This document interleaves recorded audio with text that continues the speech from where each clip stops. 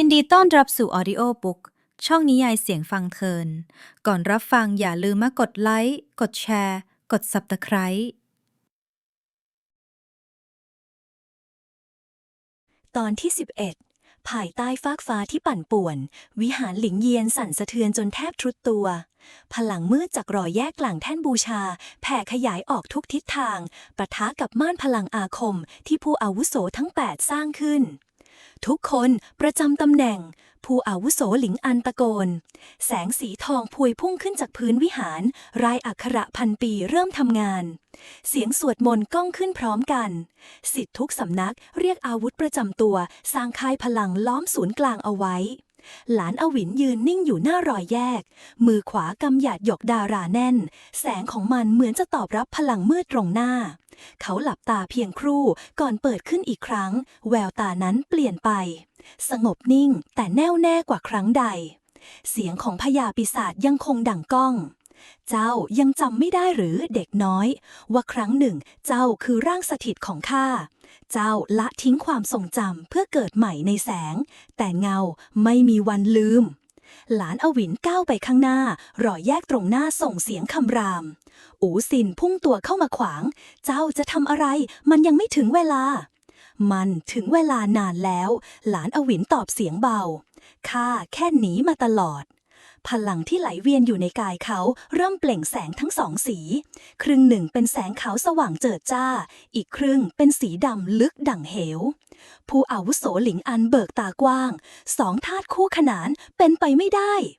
เขาไม่ใช่เพียงผู้ถูกเลือกหลิวซ่างเอ่ยช้าๆ แต่เป็นสะพานระหว่างแสงกับเงาโดยแท้ ทันใดนั้นพลังอักขระผนึกพังคลืนลงจากด้านใน พญาปีศาจในร่างเงาเริ่มพลูพลังทะลวงม่านกันออกมา เสียงระฆังศักดิ์สิทธิ์ดังขึ้นโดยไร้ผู้ตี คือสัญญาณของสงครามภายในใจ และผู้ที่จะหยุดมันได้มีเพียงคนเดียว หลานอวินก้าวเข้าไปในรอยแยก เสียงของเขาดังขึ้นท่ามกลางความสั่นสะเทือน เจ้าคือเงาของข้า แต่วันนี้ข้าจะไม่หนีอีกแล้ว แสงหยาดหยกดาราเจิดจ้าราวอาทิตย์ พญาปีศาจแผดเสียงคำราม ถ้าเจ้าคือข้า งั้นข้าก็จะกลืนเจ้ากลับมา ทันใดนั้นร่างของหลานอวินกับเงาดำเบื้องหน้าปะทะกันตรงกลาง แสงกับเงาบิดเบี้ยวรวมกันราวสองฟากมหาสมุทรชนกัน เสียงแตกของอาคมดังลั่น ผืนฟ้าฉีกเป็นสอง และเรื่องราวของเขาก็เพิ่งเริ่มต้น แรงปะทะระหว่างแสงและเงาก่อเกิดแรงสั่นสะเทือนที่แผ่กระจายออกไปทุกทิศทาง พื้นดินแตกร้าว กลุ่มเมฆดำปั่นป่วนเหมือนถูกดูดเกลื่อนเข้าสู่ใจกลางของพายุพลังจิตวิญญาณ ในชั่วพริบตาร่างของหลานอวินและเงามืดรวมเป็นหนึ่ง ห้วงสติของเขาไม่ใช่เพียงความทรงจำในชาตินี้อีกต่อไป แต่คือชีวิตนับพันนับหมื่นที่เขาเคยผ่านทั้งในแสงและในเงา เขาเห็นภาพตัวเองในชาติหนึ่งเป็นนักพรตผู้บำเพ็ญเพียรอยู่บนยอดเขา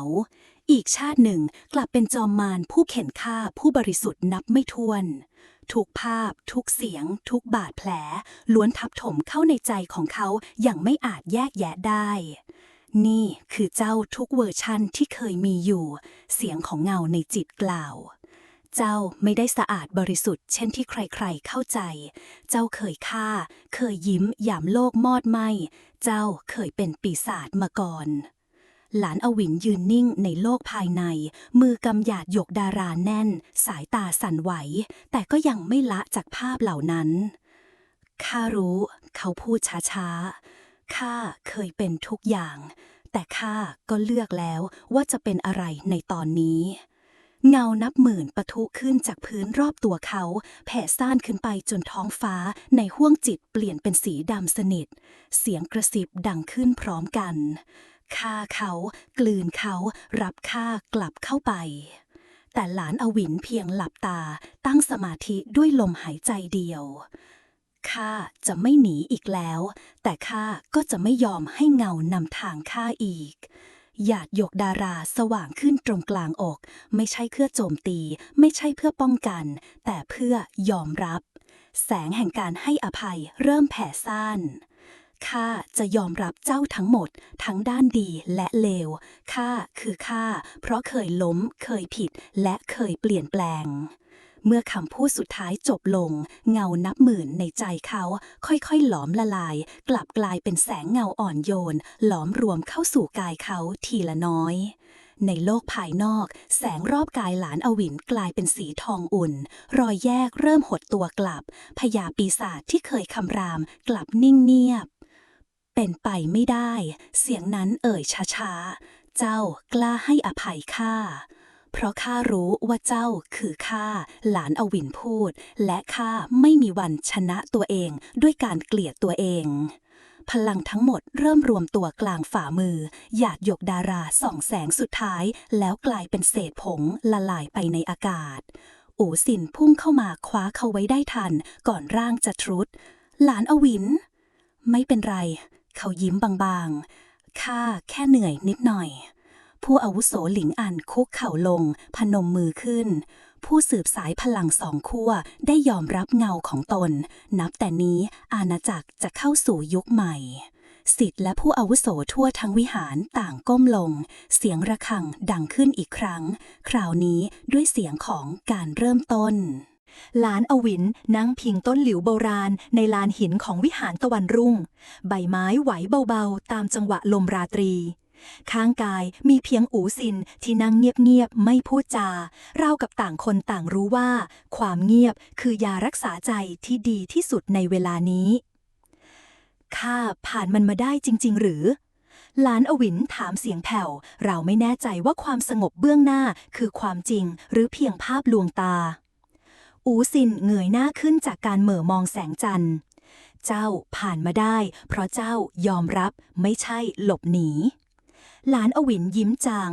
นั่นคือสิ่งที่อาจารย์ยายเคยสอนข้าเพิ่งเข้าใจวันนี้เองว่าแสงไม่อาจส่องถึงทุกที่ถ้าเราไม่ยอมเปิดใจ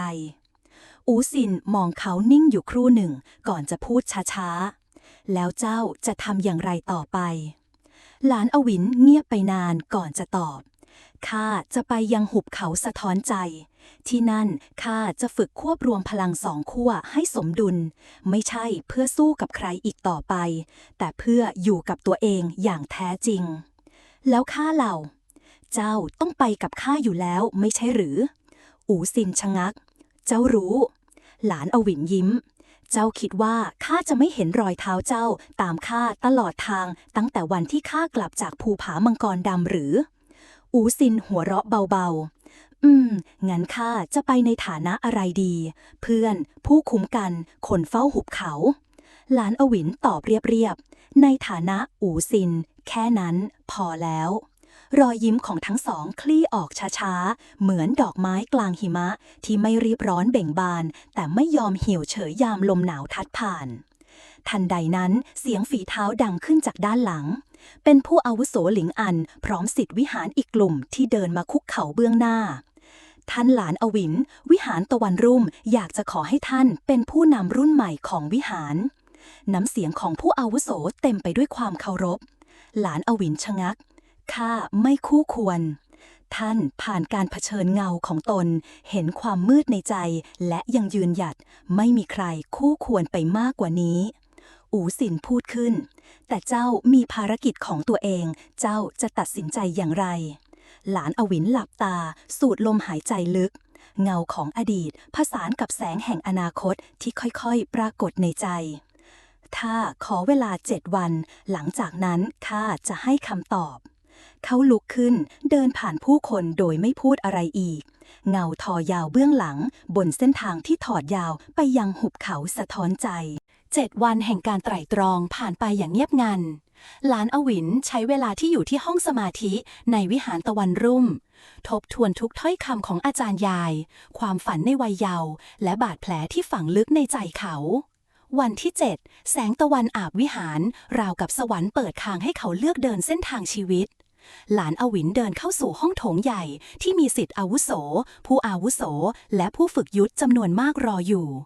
บรรยากาศเงียบสงัดจนได้ยินเสียงลมหายใจผู้อาวุโสหลิงอันก้าวขึ้นหน้ากล่าวหลานอวินวันนี้เจ้ามีคำตอบให้พวกเราหรือไม่เขามองรอบห้องก่อนกล่าวชัดถ้อยชัดค ข้ามีแล้วข้าจะไม่รับตำแหน่งผู้นำวิหารตะวันรุ่งเสียงฮือฮาแว่วขึ้นจากเหล่าศิษย์แต่อาวุโสทั้งหลายยังคงนิ่งเงียบรอเหตุผลเพราะข้าเห็นแล้วว่าวิหารนี้ไม่ต้องการผู้นำผู้เป็นจุดศูนย์กลางแต่ต้องการผู้ปลุกแสงในใจของทุกคนให้สว่างขึ้นพร้อมกันเขากล่าวต่อด้วยน้ำเสียงหนักแน่นหากข้ารับตำแหน่งข้าอาจกลายเป็นสิ่งที่ข้าเคยเกลียดข้าอยากเป็นเพียงผู้นำทางชั่วคราวที่สอนให้ผู้อื่นนำทางตนเองต่อไปคำพูดนั้นเงียบงันในห้องโถงอยู่นานก่อนที่อู๋ซินจะปรบมือขึ้นคนแรกตามด้วยศิษย์จำนวนหนึ่งและผู้อาวุโสหลิงอันที่พยักหน้าช้าๆเจ้าพูดเหมือนท่านอาจารย์ของเจ้าไม่มีผิดหลิงอันกล่าวด้วยรอยยิ้มจางเช่นนั้นวิหารจะเคารพในทางที่เจ้าเลือกขอเพียงเจ้าอยู่ในแสงที่เจ้าสร้างขึ้นมันจะส่องถึงผู้อื่นเสมอหลานอวินโค้งคำนับก่อนจะหันไปหาอู๋ซินที่เดินเข้ามาเคียงข้างเราจะออกเดินทางเมื่อใดดีอู๋ซินถามหลานอวินยิ้มพระจันทร์คืนนี้กลมแสงนวลเพียงพอสำหรับการเริ่มต้นใหม่ทั้งสองเดินจากห้องโถงลงสู่บันไดวิหารทุกย่างก้าวแน่วแน่ไม่ลังเลไม่หันหลังค่ำคืนนั้นพระจันทร์เต็มดวงลอยอยู่เหนือฟ้าเงาสองเงาเคลื่อนไปตามทางลูกรังผ่านป่าเขาลำธารและลมหายใจของโลกเบื้องหน้าคือหุบเขาสะท้อนใจสถานที่ที่จะเปลี่ยนแปลงโชคชะตาอีกครั้งแต่คราวนี้ไม่ใช่เพื่อต่อสู้ไม่ใช่เพื่อหนีตายแต่เพื่อเข้าใจและบทใหม่ของการเดินทางเพิ่งเริ่มต้นตอนที่12ทางลูกรังทอดยาวสู่ทิศเหนือลาดลงสู่หุบเขาสะท้อนใจที่ตำนานกล่าวไว้ว่าเป็นแดนที่จิตใจเปิดเผยต่อสวรรค์ยามรุ่งอรุณหมอกขาวไหลเอื่อยคล้ายม่านบางบางทางทั้งสองร่างในชุดเดินทางยาวปลิวสลับกับเสียงลมเจ้าแน่ใจหรือว่าจะเริ่มที่นี่เลยอู๋ซินเอ่ยขณะหยุดมองเส้นทางเบื้องหน้าหลานอวินพยักหน้าในเมื่อข้าปฏิเสธตำแหน่งผู้นำข้าต้องเริ่มต้นใหม่ด้วยหัวใจที่สะอาดที่นี่เหมาะที่สุดทั้งสองเดินลึกเข้าไปในหุบเขาแต่ละก้าวนั้นหนักอึ้งด้วยความคิดความทรงจำและร่องรอยอดีตที่พวกเขาแบกรับเสียงทานน้ำเล็กๆกระทบหินก้องสะท้อนเป็นจังหวะผสมกับเสียงใบไม้ไหวทำให้หุบเขาราวกับมีชีวิตกลางหุบเขาปรากฏเงาร่างชายชราผมขาวในชุดคลุมธรรมดานั่งหลับตาอยู่ริมลำธารดวงตาเขาเปิดขึ้นช้าๆเมื่อลมหายใจของทั้งสองเข้าใกล้ยินดีต้อนรับผู้แสวงหาคำตอบหลานอวินชะงักมองชายชราผู้นั้นท่านคือข้าคือเงาสะท้อนหนึ่งในหุบเขานี้ชายชราตอบเรียบง่ายเจ้ามาเพื่อพบกับตัวตนที่แท้จริงของเจ้าใช่หรือเปล่าหลานอวินพยักหน้าเช่นนั้นจงวางอาวุธวางพลังวางชื่อเสียงแล้วก้าวเข้าสู่กระจกแห่งจิตชายชราผายมือไปยังผืนน้ำเบื้องหน้าซึ่งแผ่สะท้อนราวกับเป็นกระจกใสทันทีที่เขาก้าวเข้าไปเงาในน้ำก็เปลี่ยนไปแปลเป็นภาพในวัยเด็กของหลานอวินเด็กชายที่ร้องไห้ในซากหมู่บ้านมือที่เปื้อนเลือดดวงตาที่ว่างเปล่า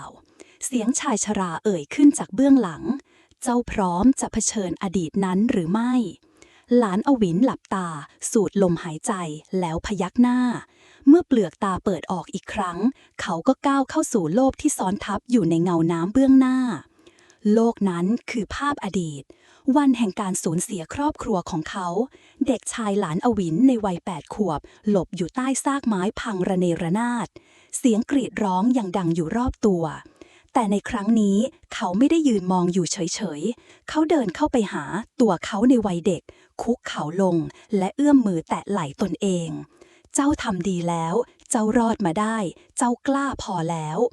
เด็กชายเงยหน้าขึ้นดวงตาเปื้อนน้ำตาก่อนจะค่อยๆยิ้มและเงาร่างนั้นก็ค่อยๆเลือนหายไป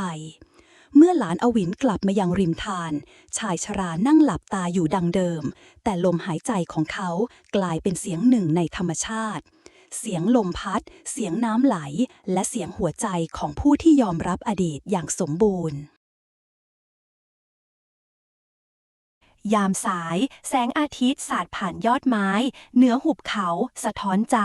เส้นทางที่เคยถูกหมอกบังกลับเปิดเผยให้เห็นความเขียวขจีและดอกไม้ป่าหลากสีบานสะพรั่งราวกับตอบรับการยอมรับของหลานอวิน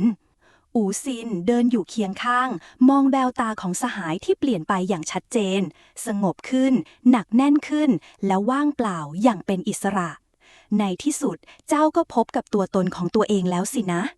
ยังไม่ทั้งหมดแต่ข้าเริ่มมองเห็นเส้นทางข้างหน้าหลานอวินตอบเบาๆยังไม่ทันได้พูดอะไรต่อเสียงแตกกระทบของลมจากปีกอสูรก็ดังแว่วจากฟากฟ้าเหนือหุบเขาปีกสีดำสนิทกลางกว้างดวงตาสีเลือดจับจ้องตรงมาอย่างพวกเขามันมาอีกแล้วอูซินชักดาบในทันทีไม่ใช่ตัวเดิมหลานอวินเอ่ยเสียงเรียบนี่เป็นผู้พิทักษ์ของหุบเขาร่างนั้นร่อนลงอย่างสง่างามเผยให้เห็นอสูรขนาดมหึมาคล้ายเหยี่ยวแต่มีลำตัวเป็นมังกรปีกเต็มไปด้วยลายอักขระสีทองเปล่งแสงวาบเมื่อมันจ้องมองหลานอวินดวงตาก็แปลเปลี่ยนเป็นสีทองนุ่มนวลจากกลางหน้าผากของอสูรนั้นเกิดร่างโปร่งแสงของหญิงสาวคนหนึ่งลอยออกมานางมีเส้นผมสีเงินยาวจรดเอวดวงตากระจ่างใสราวกับท้องฟ้ายามรุ่งสางยินดีด้วยทายาทแห่งสายโลหิตมังกรเจ้าคือผู้ถูกเลือกคนต่อไปของดินแดนตะวันนิรันดร์อูซินตกใจนี่มันนางพูดถึงเจ้าหรือหลานอวินนิ่งงันไปชั่วครู่ก่อนจะตอบข้าไม่เคยรู้ว่ามีสายเลือดเช่นนั้นอยู่ในตัวหญิงสาวยิ้มพลางเผยกลิ่นไออุ่นสายเลือดแห่งมังกรฟ้าไหลเวียนอยู่ในเจ้าตั้งแต่แรกเกิดแต่ถูกผนึกโดยคำสาปเมื่อครอบครัวเจ้าถูกล้างผลาญเมื่อเจ้ายอมรับอดีตพลังนั้นจึงตื่นขึ้นหลานอวินขมวดคิ้วถ้าข้าคือทายาทสายเลือดมังกรทำไมข้าจึงอ่อนแอเช่นนี้ข้าไม่อาจช่วยผู้คนไว้ได้แม้แต่คนเดียวหญิงสาวลอยเข้ามาใกล้แตะนิ้วลงกลางอกของเขาเจ้ามิได้อ่อนแอเจ้าต่างหากที่เลือกจะไม่ใช้อำนาจนั้นเพราะหัวใจของเจ้าบริสุทธิ์ทันใดนั้นร่างอสูรมังกรเหี่ยวก็คุกเข่าลงเบื้องหน้าเขาและจากอากาศเบื้องบนเกล็ดทองคำหลายร้อยชิ้นร่วงหล่นลงเหมือนหิมะเจ้าคือผู้ควบคุมประตูแห่งสัจจะเจ้าจะเป็นผู้นำทางให้แดนตะวันนิรันดร์ฟื้นฟูอีกครั้งแสงสีทองแผ่กระจายออกจากร่างของหลานอวินดวงตาเขาสะท้อนแสงเรืองรองราวกับเปลวอรุณขณะอูซินยืนอยู่ข้างๆด้วยสีหน้าสับสนปนยินดีแล้วข้าต้องทำอย่างไรต่อหลานอวินถามหญิงสาวเพียงแค่ยิ้มจงไปยังแคว้นมู่ซานที่นั่นจะมีคำตอบและผู้ที่รอคอยเจ้าอยู่อูซินเหลือบมองเพื่อนรักอย่างหนักแน่นไม่ว่าเจ้าจะเป็นใครข้าก็ยังคงอยู่เคียงข้างเสมอแสงรอบตัวค่อยๆจางลงอสูรยักษ์เงียบเสียงลงทิ้งไว้เพียงความเงียบของหุบเขาและเส้นทางใหม่ที่กำลังเปิดออกเมื่อลมสายพัดผ่านเส้นทางที่ทอดลมจากหุบเขาสะท้อนใจเผยออกมาชัดเจนยิ่งขึ้นหลานอวินและอูซินออกเดินต่อโดยไม่พูดอะไรกันอีกสักพักคล้ายกำลังปล่อยให้หัวใจซึมซับภาพและความเปลี่ยนแปลงที่เกิดขึ้นเมื่อครู่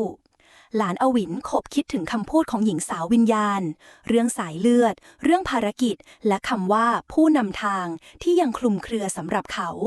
ข้ายังไม่แน่ใจเลยว่าข้าจะเป็นผู้ควบคุมอะไรได้จริงๆหรือไม่เขาพูดขึ้นในที่สุดอูซินเหลือบตามองอย่างสงบคนที่ไม่ต้องการอำนาจมักเป็นคนที่คู่ควรจะมีมันมากที่สุดเจ้านี่ก็ชอบพูดแบบนี้เสมอหลานอวินหัวเราะแผ่วเบาก่อนเงียบลงอีกครั้งเบื้องหน้าเริ่มเห็นเส้นทางผ่านป่าไผ่เตี้ยๆที่ส่องแสงสะท้อนแวววาวราวกับโลหะสีเขียวลำแสงที่ลอดลงมากระทบยอดไผ่ทำให้บรรยากาศคล้ายความฝันเมื่อก้าวเข้าไปในป่านั้นความเงียบก็ปกคลุมทั่วทุกทิศทางไม่แม้แต่เสียงนกหรือแมลงแปลกทำไมมันเงียบแบบนี้อูซินขมวดคิ้วหลานอวินหยุดยืนก้มลงแตะพื้นดินพื้นนี้เย็นเกินไปทั้งที่มีแสงแดดตกกระทบทันใดนั้นไผ่รอบข้างก็เริ่มเคลื่อนไหวช้าๆราวกับมีบางสิ่งแอบซ่อนอยู่เบื้องหลังเสียงชัวะดังขึ้นจากด้านหลังอูซินสะบัดดาบออกมาอย่างรวดเร็วฟันผ่านบางสิ่งที่มองไม่เห็นแต่แทนที่จะได้เห็นเลือดหรือร่างของศัตรูกลับมีเพียงเงาดำที่หายวับไปในแสงแดดนี่มันอะไรกันแน่เขาเอ่ยเสียงต่ำ เป็นเงาแต่ไม่ใช่เงาธรรมดาหลานอวินหลับตาใช้สัมผัสลมและจิตวิญญาณจับทิศทางแล้วเสียงหนึ่งก็ดังขึ้นในหัวของเขาแผ่วเบาราวกับมาจากใต้แผ่นดินเจ้าคือผู้สืบทอดมังกรฟ้าหากเจ้าก้าวล้ำแดนต้องห้ามโดยไร้จิตสำนึกเจ้าย่อมต้องถูกชำระให้บริสุทธิ์ก่อนใครหลานอวินพูดขึ้นเจ้าคือใครไผ่ทั้งป่าพลันแปลสภาพลำต้นแหลมคมพุ่งขึ้นฟ้าแปลเปลี่ยนเป็นศาสตราร้อยเล่มพุ่งเข้าหาทั้งสองคนอู่ซินกระโจนป้องกันหลานอวินอย่างไร้ลังเลดาบของเขาเปล่งแสงครามออกมาปะทะกับพลังแปลกประหลาดนั้นเสียงระเบิดกระแทกสะท้อนไปทั่วป่าข้าไม่สนว่าเจ้าเป็นใครแต่หากคิดทำร้ายสหายข้าเจ้าจะต้องเหยียบศพข้าก่อนแต่ก่อนที่หลานอวินจะได้กล่าวอะไรร่างของเขาก็เปล่งแสงทองอีกครั้งโดยไม่รู้ตัวพลังบางอย่างที่ถูกปิดกั้นมายาวนานเหมือนระเบิดออกมาจากภายใน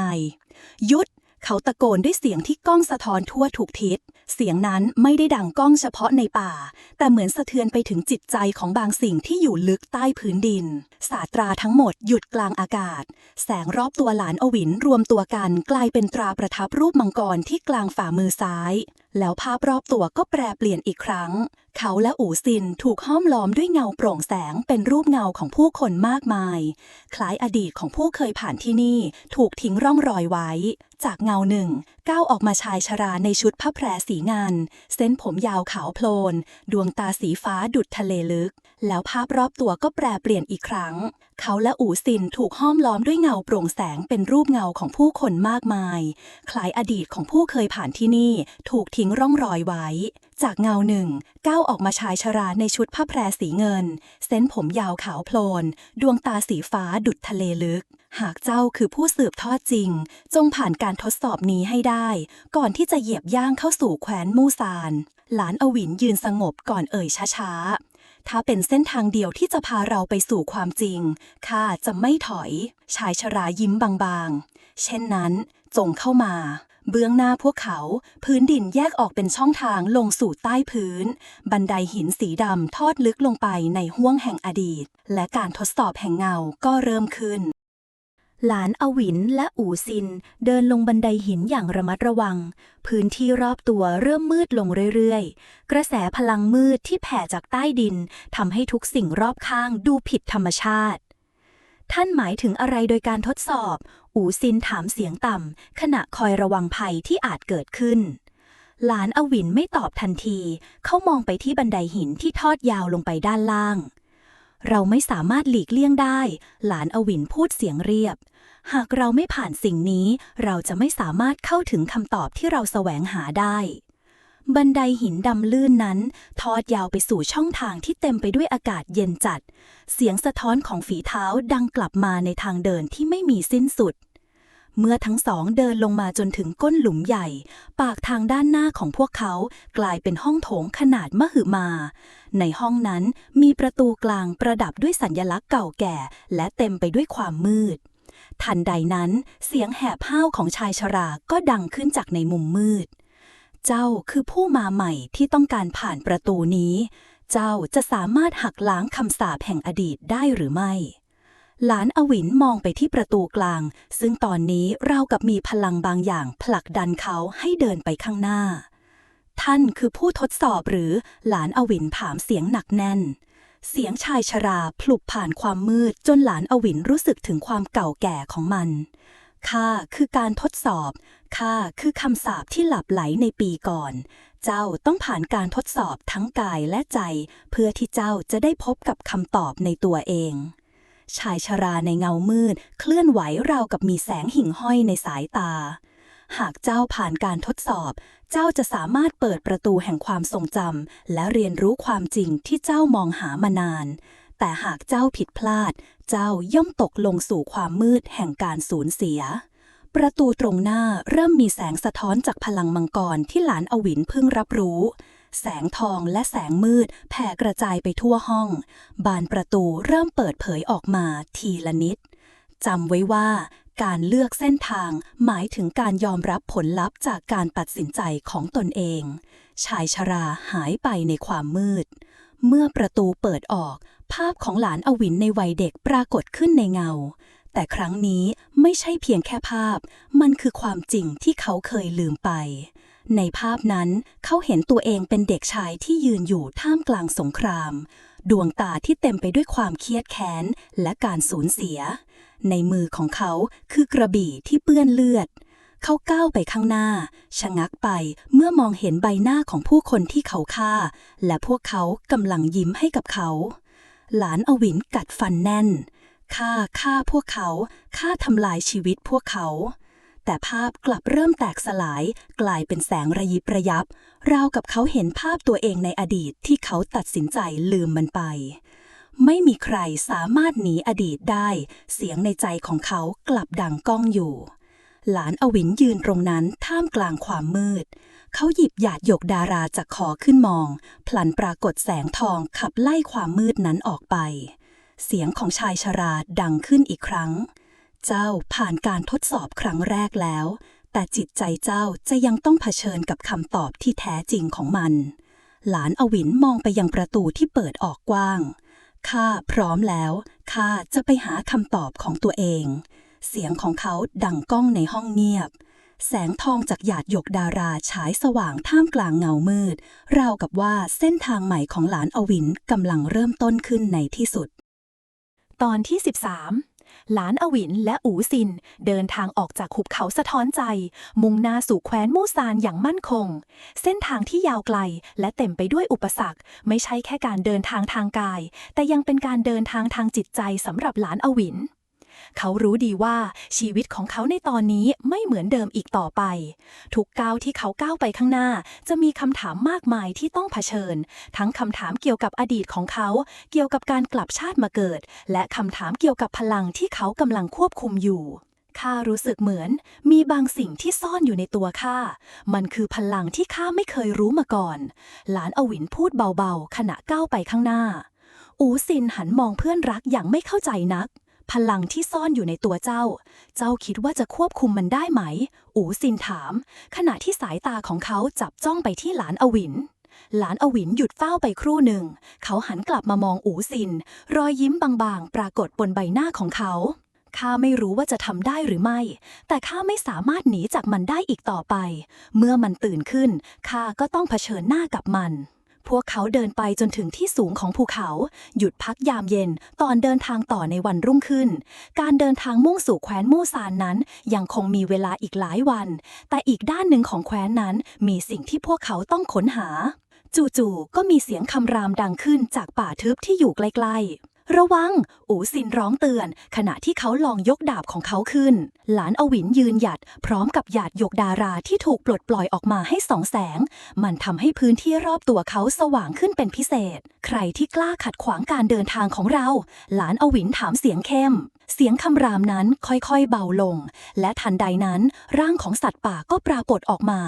มันคือหมาป่าสีดำขนาดใหญ่มีแสงสีทองวิบวับอยู่ที่ขนทั่วร่างมันเคลื่อนไหวอย่างรวดเร็วและมีพลังมหาศาลเหมือนกับว่ามันไม่ใช่สัตว์ธรรมดา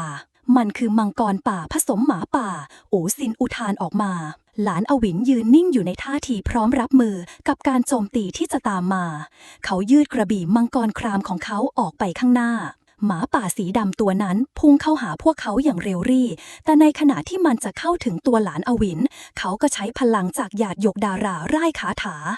ลมพายุมังกรซึ่งสร้างกระแสพลังลมหมุนรอบตัวเขารุนแรงและทนพลังสัตว์ร้ายตัวนั้นพยายามโจมตีด้วยกรงเล็บที่แหลมคมแต่มันถูกพลังลมปะทะจนต้องถอยหลังไปหลายก้าวก่อนที่มันจะคำรามดังลั่นและหนีหายไปในป่ามันคือการทดสอบจากสิ่งที่ซ่อนอยู่ในมู่ซานหรือหลานอวินพูดเสียงเบามันไม่ใช่แค่การทดสอบมันคือคำเตือนจากสิ่งที่อยู่ในแคว้นนี้อูซินตอบขณะมองไปที่ร่องรอยของสัตว์ร้ายที่หนีไปหลานอวินพยักหน้าเขารู้ว่าเส้นทางที่พวกเขากำลังเดินไปนั้นเต็มไปด้วยอันตรายที่ไม่รู้จักพวกเขายังไม่รู้ว่าคำพยากรณ์และเหตุการณ์ที่กำลังจะเกิดขึ้นนั้นจะพาพวกเขาไปยังจุดใดในที่สุดพวกเขาก็เดินทางมาถึงที่พักแห่งหนึ่งของผู้แสวงหาในแคว้นมู่ซานที่เรียกว่าด่านประตูมังกรซึ่งตั้งอยู่ที่ด้านตะวันตกของแคว้น ก่อนที่ทั้งสองจะเข้าไปในด่านประตูหินใหญ่ก็เริ่มเปิดขึ้นอย่างเงียบๆจากนั้นเสียงร่ายมนต์ที่แปลกประหลาดก็ดังขึ้นจากภายในผู้มาเยือนก้าวเข้ามาเสียงนั้นก้องกังวานหลานอวินและอูซินมองหน้ากันก่อนจะก้าวเข้าไปในประตูเมื่อทั้งสองก้าวเข้าสู่ด่านประตูมังกรภายในนั้นปรากฏเป็นทางเดินที่ถอดยาวไปข้างหน้ามีกระแสลมเย็นพัดผ่านไม่เห็นรอยเท้าหรือสิ่งที่บ่งบอกว่ามีคนอยู่ที่นี่เป็นเวลานานราวกับสถานที่นี้ถูกหลงลืมไปแล้วเสียงลมที่พัดมากับอากาศหอมเย็นค่อยๆแผ่ไปทั่วตัวของหลานอวินเขาเดินไปข้างหน้าอย่างมั่นคงขณะที่อูซินเดินข้างกายยังคงจับตารอบด้านอย่างระมัดระวังทันใดนั้นภายในทางเดินข้างหน้ามีกระแสแสงทองอ่อนๆปรากฏขึ้นร่างของผู้พิทักษ์ด่านมังกรก้าวออกมาจากความมืดท่ามกลางแสงอ่อนๆนั้นเขามีรูปร่างสูงใหญ่แต่งตัวในชุดเกราะเหล็กที่เป็นสัญลักษณ์ของมังกรฟ้าใบหน้าของเขาซ่อนอยู่ในหน้ากากเหล็กซึ่งแผ่พลังที่น่ากลัวออกมาผู้ที่มาถึงด่านประตูมังกรต้องผ่านการทดสอบเพื่อพิสูจน์ว่าคุณสมบัตินั้นเพียงพอหรือไม่เสียงของผู้พิทักษ์แหบพร่าแต่ก็แฝงด้วยความแข็งแกร่งหลานอวินและอูซินหยุดก้าวทันทีอูซินขยับดาบไปที่ข้างเอวของเขาพร้อมรับการโจมตีหากจำเป็นหลานอวินมองไปที่ผู้พิทักษ์เห็นแสงมังกรทองส่องสะท้อนจากแผ่นเกราะท่านจะทดสอบเราอย่างไรหลานอวินถามเสียงหนักแน่นผู้พิทักษ์พยักหน้าช้าๆก่อนที่เขาจะยกมือขึ้นแสงสีทองกระจายออกมาร่างของเขาค่อยๆเปลี่ยนแปลงเป็นแสงสว่างมังกรยักษ์ที่โค้งงอราวกับพายุพลังลมการทดสอบของเจ้าคือการเผชิญหน้ากับความมืดในใจตนเองหากเจ้ามีจิตใจที่สะอาดพอเจ้าจะสามารถข้ามผ่านมันได้แต่หากเจ้ามีความอ่อนแอหรือหลบหลีกเจ้าจะต้องเผชิญกับอันตรายที่อาจยากจะเอาชนะผู้พิทักษ์ยกมือขึ้นจากนั้นห้องที่รอบตัวทั้งสองเริ่มเปลี่ยนแปลงกลายเป็นเหมือนภูมิประเทศที่เต็มไปด้วยเงามืดและการปรากฏตัวของสิ่งต่างๆที่มีลักษณะคล้ายความกลัวและความผิดหวังที่หลานอวินเคยสัมผัสในอดีตหลานอวินรู้สึกถึงบางสิ่งภายในจิตใจของเขามันเหมือนกับภาพในอดีตที่ยังไม่ถูกแก้ไขภาพที่เขาเคยเป็นศัตรูของโลกและทำให้หลายชีวิตต้องสูญเสียไปมันคือการทดสอบตัวตนในอดีตของเจ้าเสียงของผู้พิทักษ์ดังขึ้นจากทุกทิศทางท่านต้องเผชิญหน้ากับสิ่งที่เจ้าซ่อนอยู่ในจิตใจเจ้าจะเลือกที่จะปฏิเสธหรือยอมรับหลานอวินพยายามยืนหยัดแขนของเขาสั่นเล็กน้อยเมื่อภาพหนึ่งที่เขาเคยฝันถึงปรากฏขึ้นชายคนหนึ่งยืนอยู่ในสนามรบมีแสงสะท้อนจากกระบี่ในมือของเขาเต็มไปด้วยเลือดเขารู้ว่าเขาคือคนนั้นเสียงแห่งการร้องขอชีวิตดังขึ้นจากทุกทิศทางมันคือเสียงของคนที่เขาเคยฆ่าในสงครามเสียงของคนที่เขาทิ้งไว้เบื้องหลังข้าทำไปเพราะอะไรหลานอวินพูดพึมพำเบาๆภาพเหล่านั้นเริ่มชัดเจนขึ้นภาพของเขาคือผู้ที่ถือกระบี่ในสงครามก้าวข้ามร่างของผู้ที่ตกเป็นเหยื่อเขาเห็นภาพตัวเองถูกบังคับให้ฆ่าอีกฝ่ายเพราะเชื่อว่ามันเป็นการทำเพื่อความถูกต้องทว่าผลลัพธ์กลับเป็นความสูญเสียที่ไม่มีวันลบล้างได้ท่านเคยฆ่าโดยไม่ต้องการแต่ท่านสามารถยอมรับมันได้หรือไม่เสียงผู้พิทักษ์ถามหลานอวินหลับตาเขารู้ว่าเขาต้องเผชิญหน้ากับอดีตนั้นและปล่อยมันออกไปจากใจข้าผิดเองข้าไม่สามารถหนีจากมันได้แต่ข้าก็เลือกที่จะไม่ให้มันเป็นสิ่งที่คุมชีวิตข้าอีกต่อไปทันใดนั้นภาพทั้งหมดก็ดับหายไปความมืดค่อยๆถูกแทนที่ด้วยแสงทองอ่อนๆที่ส่องออกมาจากร่างของหลานอวินเขารู้สึกว่าหัวใจเขาเบาขึ้นจิตใจที่เคยหนักหน่วงเริ่มปลดปล่อยตัวเองจากการสะสมของอดีตเมื่อแสงสว่างจากหยาดหยกดาราสว่างขึ้นในมือของเขาความมืดที่เคยคุมขังเขาไว้ก็หายไปผู้พิทักษ์มังกรยิ้มออกมาเล็กน้อยเจ้าผ่านการทดสอบแล้วเจ้าสามารถก้าวอย่างประตูของแคว้นมูซานได้หลานอวินรู้สึกถึงบางสิ่งที่เปลี่ยนแปลงในตัวเขาไม่เพียงแค่เอาชนะความมืดในจิตใจแต่ยังเรียนรู้ที่จะยอมรับอดีตและใช้มันเป็นบทเรียนที่จะทำให้เขาเติบโตอูซินมองไปที่หลานอวินและพยักหน้าเล็กน้อยเจ้าเลือกที่จะไม่หนีอีกแล้วสินะหลานอวินยิ้มบางๆใช่ ข้าจะไม่หนีจากตัวเองอีกต่อไปทั้งสองเดินต่อไปข้างหน้าพวกเขารู้ว่าเส้นทางที่กำลังจะพาพวกเขาไปยังแคว้นมูซานนั้นไม่ง่ายและยังคงเต็มไปด้วยความท้าทายที่รออยู่แต่ไม่ว่าอะไรจะเกิดขึ้นพวกเขาก็พร้อมที่จะเผชิญหน้ากับมันด้วยใจที่มั่นคงหลังจากที่หลานอวินและอูซินผ่านการทดสอบที่ด่านประตูมังกรพวกเขายังคงเดินทางไปข้างหน้าแม้จะเผชิญกับความมืดในอดีตที่ตนเองเคยหลีกหนีแต่หลานอวินรู้ดีว่าในที่สุดเขาต้องเผชิญกับความจริงนั้นให้ได้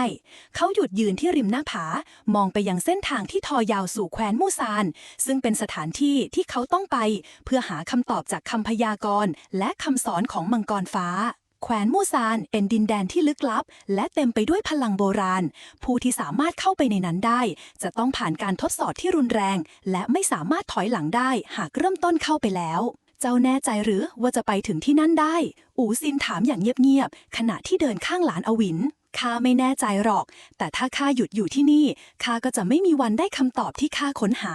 หลานอวินตอบเสียงเรียบแต่ดวงตาของเขากลับเต็มไปด้วยความมุ่งมั่นอูซินไม่พูดอะไรเพิ่มเติมเขารู้ดีว่าหลานอวินคือตัวของเขาเองและเขาก็จะไม่ยอมปล่อยให้เพื่อนรักเดินไปคนเดียวแม้ในทางที่ยากลำบากที่สุดก็ตามเมื่อสองคนเดินไปตามเส้นทางหุบเขาพวกเขาผ่านหมู่บ้านเล็กๆที่อยู่ติดชายแดนของแคว้นมูซานซึ่งปกติแล้วจะไม่มีกลุ่มคนแปลกหน้าเข้าไปในพื้นที่นี้ได้ง่ายที่นี่เงียบไปหน่อยนะอูซินสังเกตเห็นบรรยากาศที่ผิดปกติไม่เหมือนกับที่อื่นที่ข้าเคยเห็นหลานอวินพูดเบาๆในหมู่บ้านนั้นทุกบ้านดูเหมือนจะร้างไปหมดพวกเขาเดินผ่านบ้านหลายหลังที่ประตูและหน้าต่างถูกปิดสนิทไม่มีเสียงของผู้คนหรือเสียงสัตว์ประหลาดใดๆที่พวกเขาคุ้นเคยมันแปลกเกินไปอูซินพูดขึ้นอีกครั้งขณะที่มองไปรอบๆหลานอวินเดินไปข้างหน้าและหยุดที่บ้านหลังหนึ่งเขารู้สึกถึงพลังบางอย่างที่แปลกประหลาดลอยอยู่ในอากาศไม่ใช่พลังที่เขาคุ้นเคยเขาก้าวเข้าไปในบ้านหลังนั้นมองไปที่ร่างของคนคนหนึ่งที่นั่งอยู่กลางห้องบนเก้าอี้ไม้เก่ามีผ้าผืนหนึ่งคลุมร่างกายที่นั่งอยู่ท่าทางไม่เคลื่อนไหวเหมือนกับภาพของคนที่หลับไหลแต่เมื่อหลานอวินเข้าใกล้เขาก็รู้ทันทีว่ามันไม่ใช่แค่การนอนหลับธรรมดามันเหมือนกับการนอนที่ไม่มีการกลับมาท่านเป็นใคร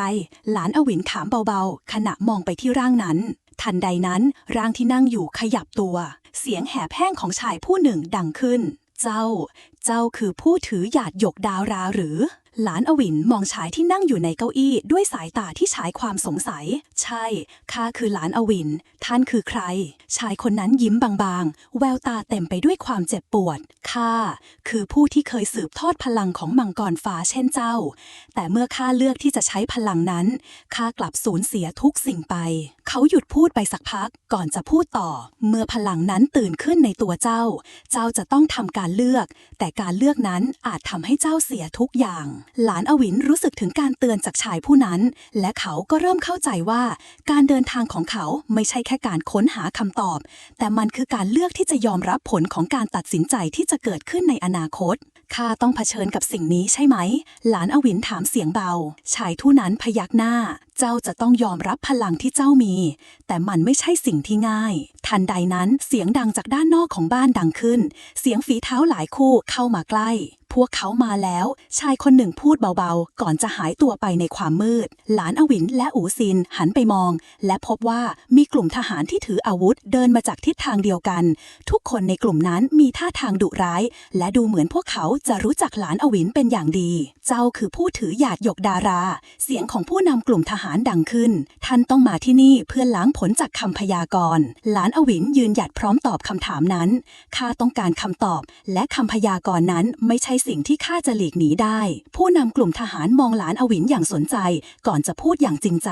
ในเมื่อเจ้ารู้แล้วว่าทางที่เจ้าเลือกอาจพาเจ้าสู่อันตรายแล้วเจ้าจะเลือกเดินต่อไปหรือไม่หลานอวินยืนตรงหน้ากลุ่มทหารที่มาจากแคว้นมูซาน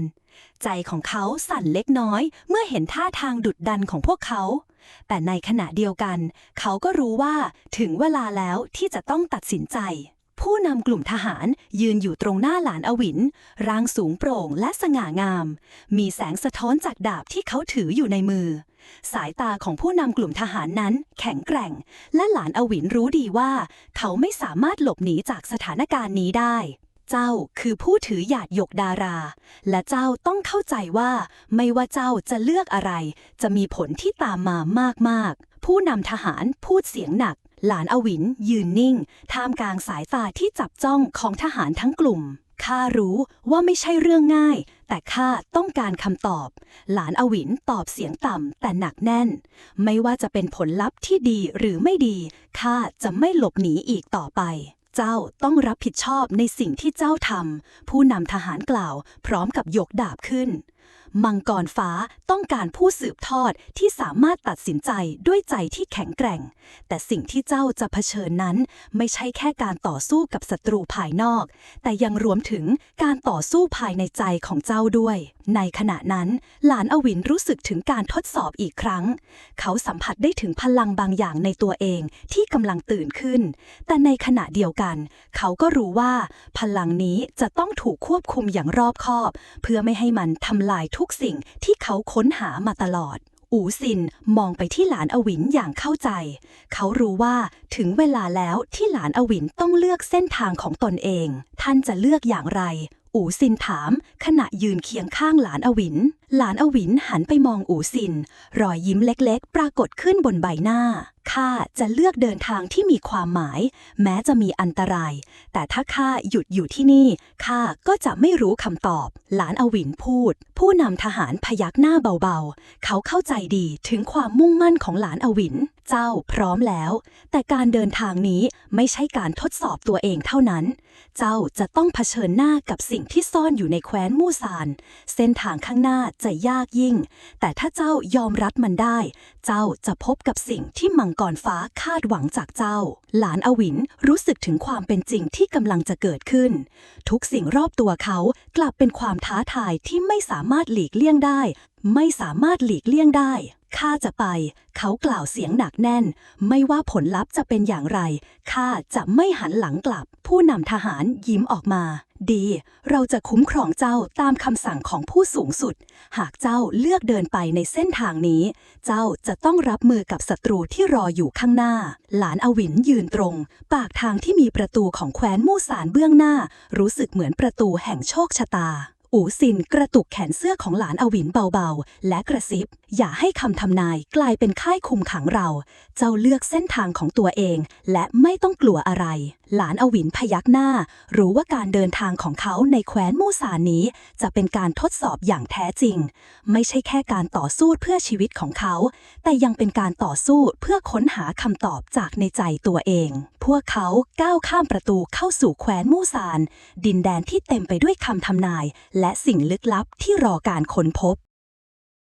หลานอวินและอูซินก้าวเข้าไปในแคว้นมูซานโดยที่ไม่รู้เลยว่าเบื้องหน้ามีสิ่งท้าทายรออยู่มากมายที่นี่ไม่ได้มีแค่ความสงบและสวยงามของธรรมชาติแต่มันเต็มไปด้วยการทดสอบที่ไม่มีใครสามารถหลีกเลี่ยงได้เมื่อพวกเขาก้าวผ่านประตูมังกรที่เปิดออกเส้นทางที่ทอดยาวไปเบื้องหน้าเริ่มมีการเปลี่ยนแปลงพื้นดินเริ่มแห้งแล้งแสงแดดที่ส่องลงมาจากฟ้าก็เริ่มถูกบดบังด้วยเมฆหมอกหนาทึบราวกับว่าทุกสิ่งในแคว้นนี้กำลังถูกครอบงำด้วยอำนาจที่ลึกลับหลานอวินหยุดก้าวแล้วมองไปข้างหน้าสัมผัสได้ถึงพลังบางอย่างที่แผ่ซ่านออกมาที่นี่ไม่เหมือนที่ข้าคิดเลยอูซินกล่าวด้วยน้ำเสียงสงสัยหลานอวินพยักหน้าเบาๆเขารู้สึกว่ามีบางสิ่งที่รอเขาอยู่ข้างหน้าบางสิ่งที่เขายังไม่สามารถเข้าใจได้ในตอนนี้ข้ารู้สึกเหมือนมีใครกำลังมองอยู่หลานอวินพูดเบาๆทันใดนั้นเสียงหนึ่งก็ดังขึ้นจากด้านหลังของเขาเจ้าคือผู้ที่ถูกเลือกทั้งสองหันไปทันทีพบว่าอยู่ไม่ไกลนักมีร่างของหญิงสาวคนหนึ่งยืนอยู่ในเงามืดใบหน้าเธอมีลักษณะคล้ายกับผู้หญิงในตำนานของแคว้นมูซานผู้ที่เคยสร้างความลึกลับไว้ในประวัติศาสตร์หญิงสาวเดินเข้ามาหาพวกเขาอย่างช้าๆจนกระทั่งยืนตรงหน้าหลานอวินใบหน้าของเธอปรากฏรอยยิ้มบางๆท่านคือใครอูซินถามทันทีด้วยท่าทีระมัดระวังหญิงสาวมองไปที่หลานอวินแล้วกล่าวด้วยเสียงนุ่มนวลข้าเป็นผู้ที่เฝ้าดูผู้ถูกเลือกทุกคนแต่เจ้าแตกต่างออกไปเจ้าคือผู้ที่เลือกจะไม่หนีจากอดีตของตัวเองแต่เลือกที่จะก้าวไปข้างหน้าเพื่อรับผลจากการเลือกนั้นหลานอวินขมวดคิ้วเล็กน้อยข้าคือผู้ที่ถูกเลือกจริงๆหรือหากข้าเลือกเดินทางนี้ข้าจะต้องเผชิญกับอะไร หญิงสาวยิ้มแล้วเดินถอยหลังไปเล็กน้อยขณะที่มือของเธอยกขึ้นกลางอากาศแสงสีทองค่อยๆปรากฏขึ้นจากฝ่ามือของเธอมันกลายเป็นแผนที่ลอยในอากาศเส้นทางที่เจ้าเลือกจะนำเจ้าไปสู่การค้นหาความจริงที่เก็บซ่อนไว้ใต้รอยแผลของอดีตแต่จำไว้นะ เจ้าไม่เพียงต้องเผชิญหน้ากับศัตรูภายนอกแต่ยังต้องเผชิญหน้ากับเงาของตัวเองในทุกก้าวที่เดินไปข้างหน้าหลานอวินขมวดคิ้วเล็กน้อยข้าคือผู้ที่ถูกเลือกจริงๆหรือหากข้าเลือกเดินทางนี้ข้าจะต้องเผชิญกับอะไรหญิงสาวยิ้มแล้วเดินถอยหลังไปเล็กน้อยขณะที่มือของเธอยกขึ้นกลางอากาศแสงสีทองค่อยๆปรากฏขึ้นจากฝ่ามือของเธอมันกลายเป็นแผนที่ลอยในอากาศเส้นทางที่เจ้าเลือกจะนำเจ้าไปสู่การค้นหาความจริงที่เก็บซ่อนไว้ใต้รอยแผลของอดีตแต่จำไว้นะ เจ้าไม่เพียงต้องเผชิญหน้ากับศัตรูภายนอกแต่ยังต้องเผชิญหน้ากับเงาของตัวเองในทุกก้าวที่เดินไปข้างหน้าหลานอวินขมวดคิ้วเล็กน้อยข้าคือผู้ที่ถูกเลือกจริงๆหรือหากข้าเลือกเดินทางนี้ข้าจะต้องเผชิญกับอะไรหญิงสาวยิ้มแล้วเดินถอยหลังไปเล็กน้อยขณะที่มือของเธอยกขึ้นกลางอากาศแสงสีทองค่อยๆปรากฏขึ้นจากฝ่ามือของเธอมันกลายเป็นแผนที่ลอยในอากาศ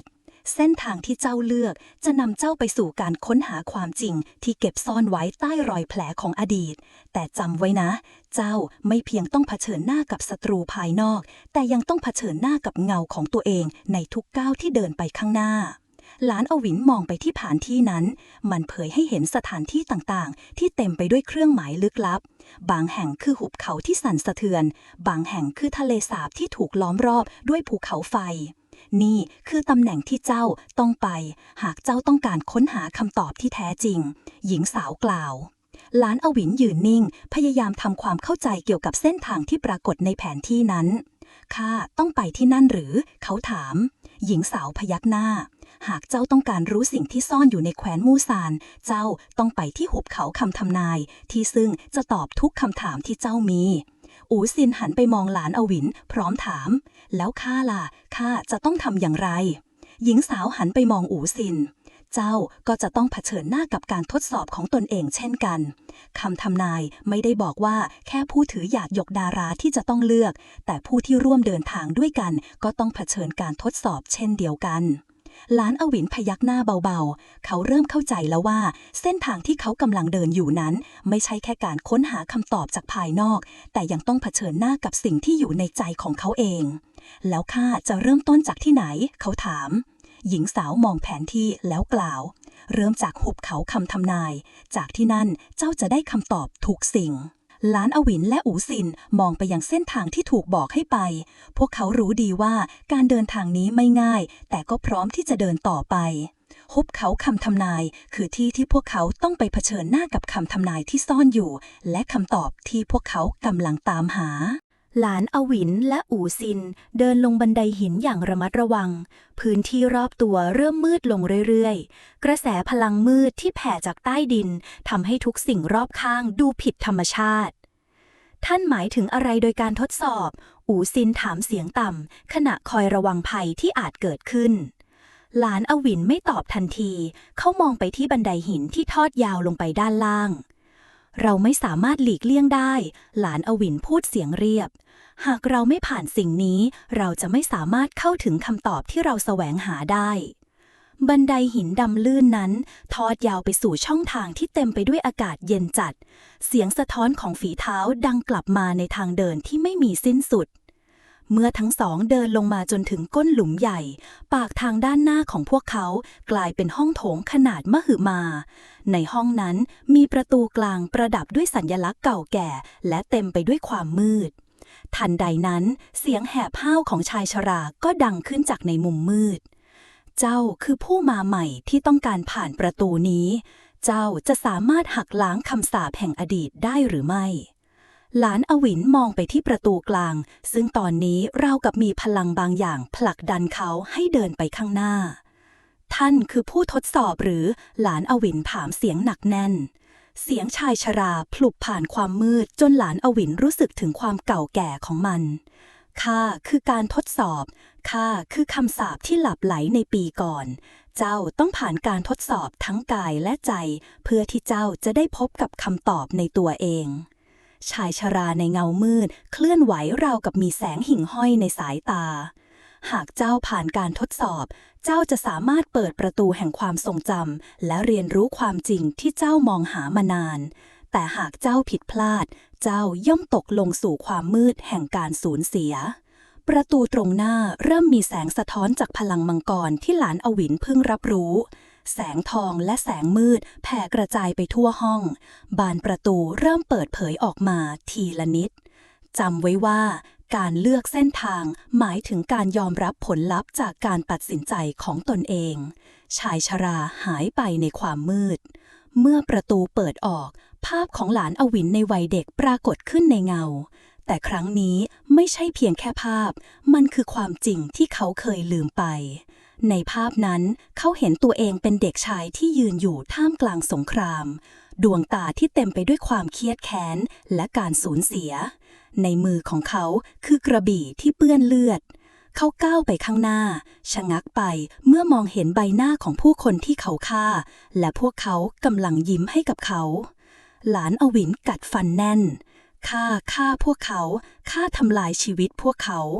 แต่ภาพกลับเริ่มแตกสลายกลายเป็นแสงระยิบระยับราวกับเขาเห็นภาพตัวเองในอดีตที่เขาตัดสินใจลืมมันไปไม่มีใครสามารถหนีอดีตได้เสียงในใจของเขากลับดังก้องอยู่หลานอวินยืนตรงนั้นท่ามกลางความมืดเขาหยิบหยาดหยกดาราจากคอขึ้นมองพลันปรากฏแสงทองขับไล่ความมืดนั้นออกไปเสียงของชายชราดังขึ้นอีกครั้งเจ้าผ่านการทดสอบครั้งแรกแล้วแต่จิตใจเจ้าจะยังต้องเผชิญกับคำตอบที่แท้จริงของมันหลานอวินมองไปยังประตูที่เปิดออกกว้างข้าพร้อมแล้วข้าจะไปหาคำตอบของตัวเองเสียงของเขาดังก้องในห้องเงียบแสงทองจากหยาดหยกดาราฉายสว่างท่ามกลางเงามืดราวกับว่าเส้นทางใหม่ของหลานอวินกำลังเริ่มต้นขึ้นในที่สุดแสงทองที่ล้อมรอบหลานอวินแผ่ขยายออกจนกลืนกินทุกสิ่งที่อยู่รอบตัวทุกอย่างค่อยๆเลือนหายไปเหลือเพียงเขาและแสงสว่างที่ส่องหลอดจากความมืดความรู้สึกที่แปลกประหลาดคล้ายกับการเดินทางข้ามมิติทำให้หลานอวินรู้สึกทั้งตื่นเต้นและกลัวในเวลาเดียวกันดวงตาของเขาปิดลงชั่วขณะเมื่อเขาลืมตาขึ้นอีกครั้งเขาก็พบว่าเขากำลังยืนอยู่ในพื้นที่ที่ไม่เคยเห็นมาก่อนที่นี่เป็นโลกที่ดูเหมือนจะเป็นที่เก็บความทรงจำของอดีตภาพต่างๆที่เกิดขึ้นในชีวิตของเขาผุดขึ้นมาเป็นฉากๆเรียงรายรอบตัวเหมือนกับว่าเขากำลังยืนอยู่ท่ามกลางภาพสะท้อนของทุกความทรงจำที่เคยเกิดขึ้นหลานอวินยืนนิ่งเขามองไปที่ภาพต่างๆที่ค่อยๆปรากฏขึ้นรอบตัวเป็นภาพของเด็กชายคนหนึ่งที่ยืนอยู่กลางการต่อสู้ภาพของเขาที่นั่งอยู่ในสนามรบมือถือกระบี่ที่เปื้อนเลือดภาพของผู้คนที่เขาเคยฆ่าภาพของครอบครัวที่เขาสูญเสียไปทุกสิ่งที่ข้าเคยทำหลานอวินพูดเบาๆข้าไม่สามารถหนีจากมันได้เสียงของหญิงสาวดังขึ้นจากเบื้องหลังเขาเจ้าจะเลือกที่จะยอมรับสิ่งที่ทำไปในอดีตหรือไม่เจ้าคือผู้เลือกเส้นทางของตัวเองหลานอวินหันไปมองเห็นร่างของหญิงสาวที่อยู่ในแสงทองผมสีขาวยาวไหลลงพื้นร่างของเธอเหมือนล่องลอยอยู่ในอากาศข้าไม่รู้ว่าจะยอมรับมันได้หรือไม่หลานอวินกล่าวด้วยน้ำเสียงที่แฝงไปด้วยความสับสนหญิงสาวยิ้มบางๆการยอมรับไม่ใช่การปฏิเสธอดีตแต่คือการให้มันเป็นส่วนหนึ่งของตัวเองเพื่อที่เจ้าจะสามารถก้าวไปข้างหน้าได้ข้าเคยทำให้คนอื่นต้องสูญเสียหลานอวินพูดเสียงสั่นร่างกายของเขารู้สึกหนักอึ้งข้าจะต้องรับผิดชอบมันทั้งหมดอย่างนั้นหรือหญิงสาวยื่นมือออกไปช้าๆการรับผิดชอบไม่ใช่การรับทุกสิ่งไว้ที่ตัวเองแต่คือการยอมรับผลลัพธ์ของการกระทำเพื่อให้เจ้าสามารถเลือกทางที่เหมาะสมในอนาคต ทันใดนั้นภาพหนึ่งก็ปรากฏขึ้นเป็นภาพของหลานอวินในวัยเยาว์กำลังวิ่งหนีจากการต่อสู้เขาหยุดลงกลางสนามรบและมองไปที่ร่างของผู้คนที่ตกอยู่ในความมืดมือของเขาสั่นไปหมดเขามองไปที่กระบี่ที่ถืออยู่มันไม่ได้เป็นแค่เครื่องมือในการต่อสู้แต่มันยังคงเป็นสัญลักษณ์ของความสูญเสียและความเจ็บปวดข้าไม่สามารถกลับไปแก้ไขมันได้หลานอวินพูดพึมพำไม่ใช่การแก้ไขที่เจ้าต้องการเสียงของหญิงสาวตอบแต่เจ้าต้องเข้าใจว่าทุกการกระทำของเจ้ามีผลตามมาและเจ้าจะต้องเรียนรู้ที่จะดำเนินชีวิตต่อไปกับผลที่ตามมาหลานอวินเงียบเขายืนนิ่งท่ามกลางภาพความทรงจำเหล่านั้นมองไปที่กระบี่ในมือและตระหนักว่ามันคือส่วนหนึ่งของชีวิตเขาที่เขาไม่อาจหนีไปจากมันได้เขาหันกลับไปมองหญิงสาวผู้ที่รอคอยคำตอบจากเขาข้าจะยอมรับทุกสิ่งที่ข้าเป็นแม้ว่ามันจะเจ็บปวดแต่ข้าจะไม่หนีจากมันอีกต่อไปหลานอวินกล่าวเสียงหนักแน่นหญิงสาวยิ้มอย่างพึงพอใจเจ้าทำได้แล้วเจ้าสามารถยอมรับตัวตนของตัวเองได้อย่างแท้จริงทันใดนั้นแสงทองที่ล้อมรอบตัวหลานอวินก็สว่างขึ้นเขารู้สึกถึงพลังที่แผ่กระจายทั่วร่างกายความเจ็บปวดจากอดีตเริ่มจางหายไปและความสงบจากการยอมรับตัวเองได้เข้ามาแทนที่ภาพทั้งหมดที่ปรากฏขึ้นรอบตัวเขาก็ค่อยๆหายไปพร้อมกับเสียงของหญิงสาวที่แผ่วเบาเจ้าผ่านการทดสอบแล้วหลานอวินรู้สึกว่าตัวเองหลุดพ้นจากการทดสอบครั้งนี้เขาไม่เพียงแค่รับรู้ความผิดพลาดในอดีตแต่ยังเรียนรู้ที่จะยอมรับมันอย่างไม่มีเงื่อนไขแล้วเขาก็รู้สึกถึงแสงทองที่ห้อมล้อมตัวเขารู้ดีว่าเส้นทางข้างหน้าไม่ได้ง่ายแต่เขาพร้อมจะเดินไปในเส้นทางนั้นด้วยหัวใจที่มั่นคงหลานอวินลืมตาขึ้นอีกครั้งเมื่อตาของเขาค่อยๆปรับตัวจากความมืดไปสู่แสงสว่างเขาพบว่าตัวเองยืนอยู่ในห้องที่เต็มไปด้วยแสงทองส่องสะท้อนจากทุกทิศทางรอบตัวเขาคือประตูโบราณหลายบานซึ่งแต่ละบานมีลวดลายที่ซับซ้อนและลึกลับข้ามาถึงที่นี่แล้วจริงๆหรือหลานอวินพึมพำขณะที่เขามองไปที่ประตูที่อยู่ตรงหน้าเสียงของหญิงสาวที่ท้าทายเขาดังก้องขึ้นในหูนี่คือห้องของคำทำนายและประตูที่เจ้ากำลังยืนอยู่หน้ามันคือประตูแห่งการเลือกที่เจ้าจะต้องตัดสินใจหลานอวินเดินไปข้างหน้าใจของเขายิ่งรู้สึกหนักหน่วงขึ้นเพราะเขารู้ว่าในห้องนี้ไม่ใช่แค่การตัดสินใจเพื่อเปลี่ยนแปลงชีวิตตนเองเท่านั้นแต่มันคือการตัดสินชะตาของทุกสิ่งที่อยู่รอบตัวเขาประตูแรกมีสัญลักษณ์ของมังกรปีกพับตรงกลางเป็นรูปของหยาดหยกดาราประตูนี้หมายถึงการเลือกทางที่มีความเสี่ยงและการท้าทายไม่รู้ว่าเจ้าจะเผชิญหน้ากับอะไรแต่สิ่งที่ตามมาคือผลของการเลือกที่ไม่สามารถหลีกเลี่ยงได้เสียงนั้นกล่าวหลานอวินไม่รีรอเขาวางมือบนประตูและผลักมันเข้าไปขณะที่มันเปิดออกเขาพบว่าด้านในเต็มไปด้วยหมอกหนาและเส้นทางที่สับสนความมืดและแสงสว่างสลับกันเป็นระยะเขาก้าวเข้าไปโดยไม่ลังเลแม้ว่าภายในนั้นไม่เห็นทางที่ชัดเจนต่อไปเมื่อก้าวเข้าไปเขารู้สึกถึงความสับสนในใจแม้ว่าเขาจะก้าวไปข้างหน้าแต่มันก็เหมือนกับว่าไม่มีทางออกทุกย่างก้าวของเขาทำให้เสียงภายในหัวดังขึ้นความรู้สึกแยกแยะระหว่างสิ่งที่เขาต้องทำและสิ่งที่เขาคิดว่าควรทำเริ่มมากขึ้นการเลือกที่เจ้าทำมันไม่ง่ายเลยหรือเสียงของหญิงสาวแว่วเข้ามาในหูหลานอวินอีกครั้งมันไม่ง่ายเลยข้าไม่เคยรู้ว่าเส้นทางที่ข้าเลือกมันจะเต็มไปด้วยความท้าทายและความยากลำบากขนาดนี้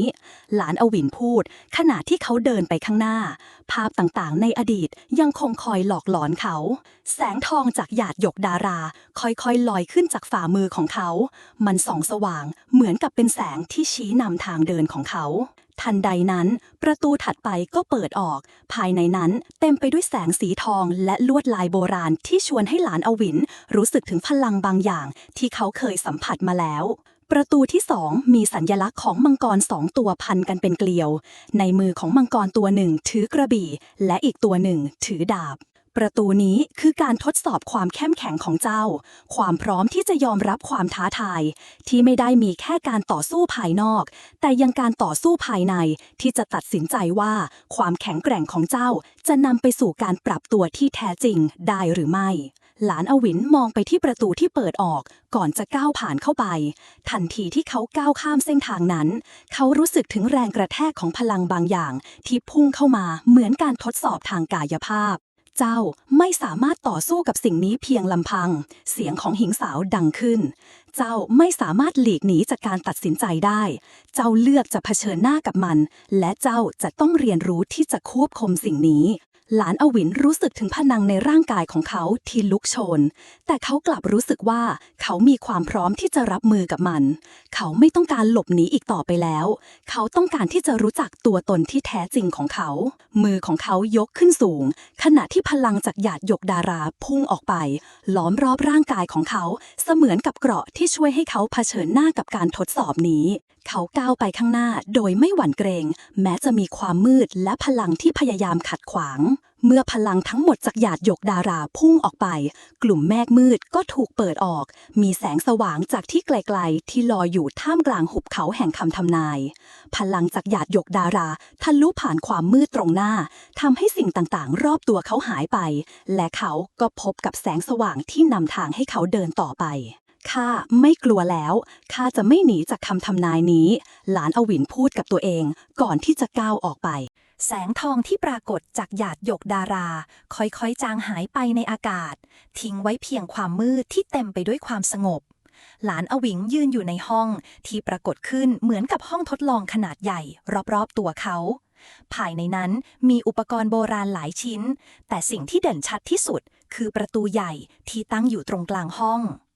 ประตูนี้มีลักษณะเหมือนกับประตูที่เขาเคยเห็นในแผนที่มันมีสัญลักษณ์ของมังกรคู่ที่พันกันอยู่บนบานประตูราวกับเป็นการเชื่อมโยงสองฝั่งของจักรวาลแห่งโชคชะตาการเดินทางของเจ้าจะมาถึงจุดนี้แล้วถึงเวลาที่เจ้าจะต้องเลือกเสียงของหญิงสาวดังขึ้นอีกครั้งจากด้านหลังหลานอวินหลานอวินหันไปมองพบกับหญิงสาวในชุดเกราะสีเงินที่ยืนอยู่เบื้องหลังเขาท่านคือใครท่านเกี่ยวข้องกับคำทำนายนี้อย่างไรหญิงสาวยิ้มบางๆแล้วกล่าวข้าเคยเป็นผู้ดูแลประตูนี้ในอดีตแต่ในตอนนี้ข้าคือเพียงเงาที่คอยทดสอบการเดินทางของเจ้าหลานอวินขมวดคิ้วท่าทีของเขาเต็มไปด้วยคำถามข้าคือผู้ถูกเลือกจริงๆหรือทุกอย่างที่ข้าทำจะเป็นการตัดสินชะตาชีวิตของทุกคนหญิงสาวพยักหน้าเบาๆเจ้าไม่เพียงแต่ต้องเลือกทางของตัวเองแต่ต้องรับผลของการเลือกนั้นเช่นกันข้อพิสูจน์ของเจ้าไม่ได้อยู่ที่แค่คำทำนายแต่ยังอยู่ที่การเลือกที่จะยอมรับสิ่งที่เจ้าคิดว่าคือความจริงหลานอวินรู้สึกถึงความกดดันที่เริ่มทวีขึ้นในจิตใจเขาหันไปมองประตูใหญ่ตรงหน้ามันส่องแสงวาบขึ้นเมื่อเขามองเข้าไปเหมือนเป็นการดึงดูดให้เขาก้าวไปข้างหน้าข้าจะไปที่นั่นแต่ข้าไม่รู้ว่าผลลัพธ์จะเป็นเช่นไรหลานอวินพูดกับตัวเองเบาๆขณะก้าวไปข้างหน้า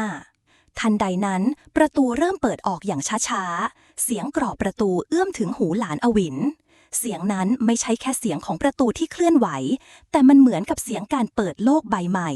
โลกที่เต็มไปด้วยความลับและความท้าทายหลานอวินก้าวข้ามธรณีประตูไปทันทีที่เขาผ่านไปได้ทุกสิ่งที่เขาเคยเห็นในแคว้นมูซานกลับกลายเป็นแค่เงาความจริงที่แท้จริงเริ่มปรากฏขึ้นที่นี่มันคือห้องที่เต็มไปด้วยสิ่งที่เขาคิดว่ามันเป็นแค่ตำนานห้องนี้เต็มไปด้วยดวงดาวที่ลอยอยู่ในอากาศและมังกรขนาดมหึมาที่หมุนวนอยู่ในท้องฟ้าทุกสิ่งรอบตัวเขาเหมือนถูกดึงเข้าไปในห้วงของพลังที่ไม่สามารถอธิบายได้เจ้าคือผู้ที่จะเลือกเส้นทางแห่งมังกรฟ้าเจ้าต้องเผชิญหน้ากับทั้งแสงและเงาในตัวของเจ้าเสียงของหญิงสาวดังขึ้นอีกครั้งหลานอวินรู้สึกถึงบางสิ่งที่เริ่มเปลี่ยนแปลงภายในเขาความคิดบางอย่างเริ่มปรากฏขึ้นในใจสิ่งที่เขาต้องการจะทำนั้นไม่ใช่การหาคำตอบจากภายนอกแต่การหาคำตอบจากตัวเขาเองว่าผลลัพธ์ของการตัดสินใจในอดีตจะต้องได้รับการยอมรับอย่างไรทันใดนั้นเขาก็พบว่ามีมังกร2 ตัวปรากฏขึ้นตรงหน้ามังกรตัวหนึ่งเปล่งแสงสีทองและอีกตัวหนึ่งมีแสงสีดำมังกรทั้งสองนั้นมองไปที่หลานอวินด้วยแววตาที่เหมือนจะถามคำถามบางอย่าง เจ้าจะเลือกอำนาจของแสงหรือจะเลือกเส้นทางแห่งเงาเสียงของมังกรตัวหนึ่งกล่าวหลานอวินยืนนิ่งอยู่เขารู้ว่าไม่มีคำตอบที่ง่ายในการเลือกนี้แต่เขาก็รู้ว่าเขาต้องเผชิญหน้ากับมันข้าจะเลือกเส้นทางที่ข้าเชื่อไม่ว่าจะมีแสงหรือเงาข้าจะเดินไปข้างหน้าหลานอวินพูดด้วยเสียงที่แน่วแน่มังกรทั้ง2 ตัวพยักหน้าช้าๆจากนั้นแสงฝักมังกรตัวทองก็เริ่มไหลออกมาจากปีกของมันและพลังสีดำจากมังกรตัวดำก็ไหลออกมาเช่นกัน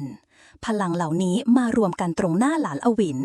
ถ้าเช่นนั้นเจ้าได้เลือกเส้นทางของตัวเองแล้วเสียงของมังกรทั้ง2กล่าวพร้อมกันทันใดนั้นแสงและเงารอบตัวหลานอวินก็ค่อยๆรวมตัวเข้ากับร่างกายของเขาพลังที่เขารับไว้ทั้งจากแสงและเงากลับมารวมเป็นพลังใหม่ที่เขาไม่เคยสัมผัสมาก่อนเขารู้ว่าเขาพร้อมที่จะรับภาระที่หนักหน่วงนี้แล้วการเดินทางของหลานอวินในแคว้นมูซานไม่ได้สิ้นสุดที่นี่แต่มันเพิ่งเริ่มต้นหลังจากที่หลานอวินเลือกเส้นทางของตนเองด้วยการยอมรับทั้งแสงและเงาพลังจากมังกรทั้ง2 ตัวเริ่มเปล่งประกายรอบตัวเขาร่างกายของเขารู้สึกถึงพลังอันมหาศาลที่ไหลเวียนผ่านทุกเซลล์ของเขาแต่ในขณะเดียวกันก็มีความรู้สึกแปลกๆคล้ายกับการสูญเสียบางสิ่งไป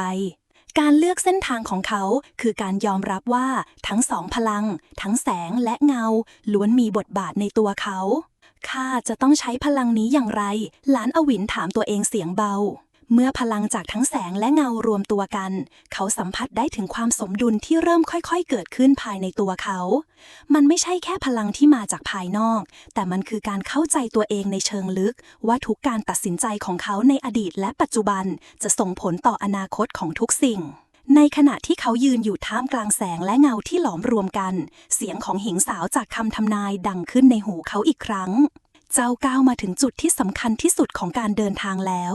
การเลือกเส้นทางของเจ้าไม่ได้จบเพียงแค่การตัดสินใจในวันนี้แต่ยังเป็นการตัดสินใจที่จะต้องทำในอนาคตที่ยังไม่มาถึงหลานอวินหันไปมองหาหญิงสาวในแสงที่ท่วมท้นนั้นแต่เขาก็ไม่เห็นเธอเพียงแค่เสียงที่ยังคงดังก้องอยู่ในหูเจ้ามีทั้งแสงและเงาในตัวเจ้าเป็นผู้ที่สามารถควบคุมทั้ง2 ฝ่ายได้แต่เจ้าจะต้องเลือกจะเลือกปกป้องสิ่งที่รักหรือจะเลือกทำตามคำพยากรณ์ที่กำหนดไว้หลานอวินหันไปมองอู่ซินที่ยืนอยู่ข้างๆเขาเพื่อนของเขาที่เดินทางมาด้วยกันตั้งแต่เริ่มต้นเส้นทางนี้ทุกสิ่งที่หลานอวินต้องเผชิญเขาไม่เคยต้องเผชิญคนเดียวอู่ซินคอยอยู่เคียงข้างเขารู้ดีว่าแม้เส้นทางข้างหน้าจะเต็มไปด้วยความท้าทายแต่เขาก็ไม่สามารถยอมให้คนที่รักต้องตกอยู่ในอันตรายได้อูซินหลานอวินกล่าวเสียงเบาข้าคงต้องเลือกทางที่ข้ารู้ว่าถูกต้องอูซินหันมามองหลานอวินพร้อมรอยยิ้มที่เต็มไปด้วยความเข้าใจเจ้าเลือกแล้วข้าเข้าใจหลานอวินรู้สึกถึงความหนักแน่นที่ใจของเขาหันไปมองที่ประตูที่อยู่เบื้องหน้ามันไม่ได้เป็นเพียงแค่ประตูธรรมดาแต่มันเป็นประตูแห่งโชคชะตาที่จะนำพาเขาไปยังเส้นทางที่ต้องเผชิญกับการตัดสินใจสุดท้ายในขณะที่เขายืนอยู่ตรงนั้นเสียงที่คุ้นเคยดังขึ้นในหูอีกครั้งเสียงของชายชราในหุบเขาสะท้อนใจที่เคยบอกเขาไว้เจ้าคือผู้เลือกเส้นทางของเจ้าจะเป็นไปตามที่เจ้าตัดสินใจแต่ข้าขอบอกเจ้าไว้การเลือกนี้ไม่ได้แค่ผลต่อชีวิตของเจ้าแต่ยังมีผลต่อชีวิตของผู้คนรอบตัวเจ้าด้วยหลานอวินเริ่มเข้าใจแล้วว่าเขาไม่สามารถเลือกเส้นทางนี้เพื่อประโยชน์ของตัวเองเพียงอย่างเดียวเขาต้องรับผิดชอบต่อทุกสิ่งที่เขาทำเขาหันไปมองที่ประตูอีกครั้งแล้วเดินเข้าไปข้ามเส้นทางแห่งโชคชะตานั้นท่ามกลางแสงที่เริ่มค่อยๆหรี่ลงทันใดนั้นเสียงคำรามจากท้องฟ้าก็ดังขึ้นพลังแสงและเงาที่เคยรวมตัวกันเริ่มแยกออกเป็น2 ฝ่ายมังกรสีทองและมังกรสีดำแยกทางกันทั้งคู่ดูเหมือนพวกมันจะเป็นตัวแทนของการเลือกที่หลานอวินต้องเผชิญเจ้ามีทั้งแสงและเงาในตัวแต่การเลือกเส้นทางนี้คือการตัดสินใจที่จะต้องทำความเข้าใจว่าทั้ง2 ฝ่ายจะทำให้เจ้าเติบโตไปในแบบที่ไม่เคยเป็นมาก่อนเสียงจากมังกรทั้ง2กล่าวหลานอวินยืนสงบและค่อยๆเริ่มเข้าใจว่าทั้ง2มังกรนั้นมีความหมายแตกต่างกันแต่เขาจะต้องใช้ทั้งแสงและเงาในการเดินทางนี้ เมื่อมังกรทั้งสองหายไปแสงทองจากหยาดหยกดาราก็กลับมาเปล่งประกายอีกครั้งพร้อมกับทิศทางที่ชัดเจนหลานอวินก้าวเดินต่อไปข้างหน้าข้าพร้อมที่จะรับมันแล้วเขาพูดกับตัวเองเบาๆขณะที่เดินต่อไปในเส้นทางที่ยังคงเต็มไปด้วยความไม่แน่ใจและการตัดสินใจในอนาคตตอนที่ 14 การเดินทางของหลานอวินในแคว้นมูซานดำเนินไปอย่างเงียบงันแม้ว่าทุกย่างก้าวของเขาจะเต็มไปด้วยความมืดและความไม่แน่ใจแต่เขารู้ว่าเขาต้องเดินต่อไปเส้นทางข้างหน้าถูกปกคลุมไปด้วยหมอกหนาพลังที่เขาเพิ่งตื่นขึ้นในตัวเองนั้นยังไม่สามารถควบคุมได้ทั้งหมดเขารู้ว่าเขาจะต้องพยายามเรียนรู้และปรับตัวในทุกๆก้าวในขณะที่หลานอวินเดินไปข้างหน้าอูซินก็เดินเคียงข้างเขาเพื่อนรักที่คอยอยู่เคียงข้างในทุกช่วงเวลาที่ยากลำบากทั้งสองไม่มีคำพูดใดออกจากปากแต่รู้สึกถึงความเชื่อมั่นที่ค่อยๆเติบโตขึ้นในใจของทั้งคู่เจ้าเลือกเส้นทางนี้แล้วอูซินพูดหลังจากที่เดินไปได้ระยะหนึ่งเขามองไปที่หลานอวินที่กำลังยืนอยู่หน้าทางแยกใหญ่ที่มืดมิดหลานอวินหยุดก้าวและหันไปมองเขาใช่ข้ารู้ว่าเส้นทางข้างหน้านั้นยากแต่ข้าไม่สามารถหันหลังกลับได้แล้วอูซินยิ้มเล็กน้อยและไม่ว่าจะเกิดอะไรขึ้นข้าก็จะอยู่ข้างเจ้าเสมอ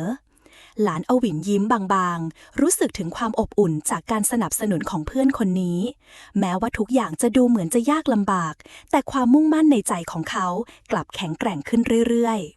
พวกเขาก้าวผ่านทางแยกใหญ่และเดินต่อไปในเส้นทางที่ค่อนข้างแปลกประหลาดพื้นดินใต้เท้าของพวกเขารู้สึกเหมือนกับการเดินบนแผ่นหินเย็นทุกอย่างเงียบสงัดจนหลานอวินเริ่มรู้สึกได้ถึงการเฝ้ามองจากที่ไกลๆข้าเคยได้ยินเกี่ยวกับคำทำนายแห่งแคว้นมูซานอูสินคูดขณะมองไปข้างหน้าหลานอวินหันมามองเขาคำทำนายเจ้าหมายถึงอะไรในอดีตแคว้นมูซานเต็มไปด้วยความลับและการทดสอบสำหรับผู้ที่แสวงหาความรู้และพลัง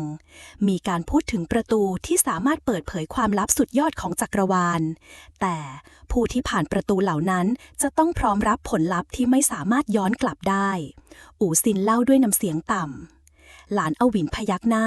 เขารู้ว่าเส้นทางข้างหน้าจะไม่ง่ายเลยและเขาก็ยังไม่รู้ว่าในที่สุดแล้วเขาจะพบคำตอบอะไรเจ้ารู้ไหมว่ามันจะนำพาไปที่ไหนหลานอวินถามขณะที่เดินไปข้างหน้า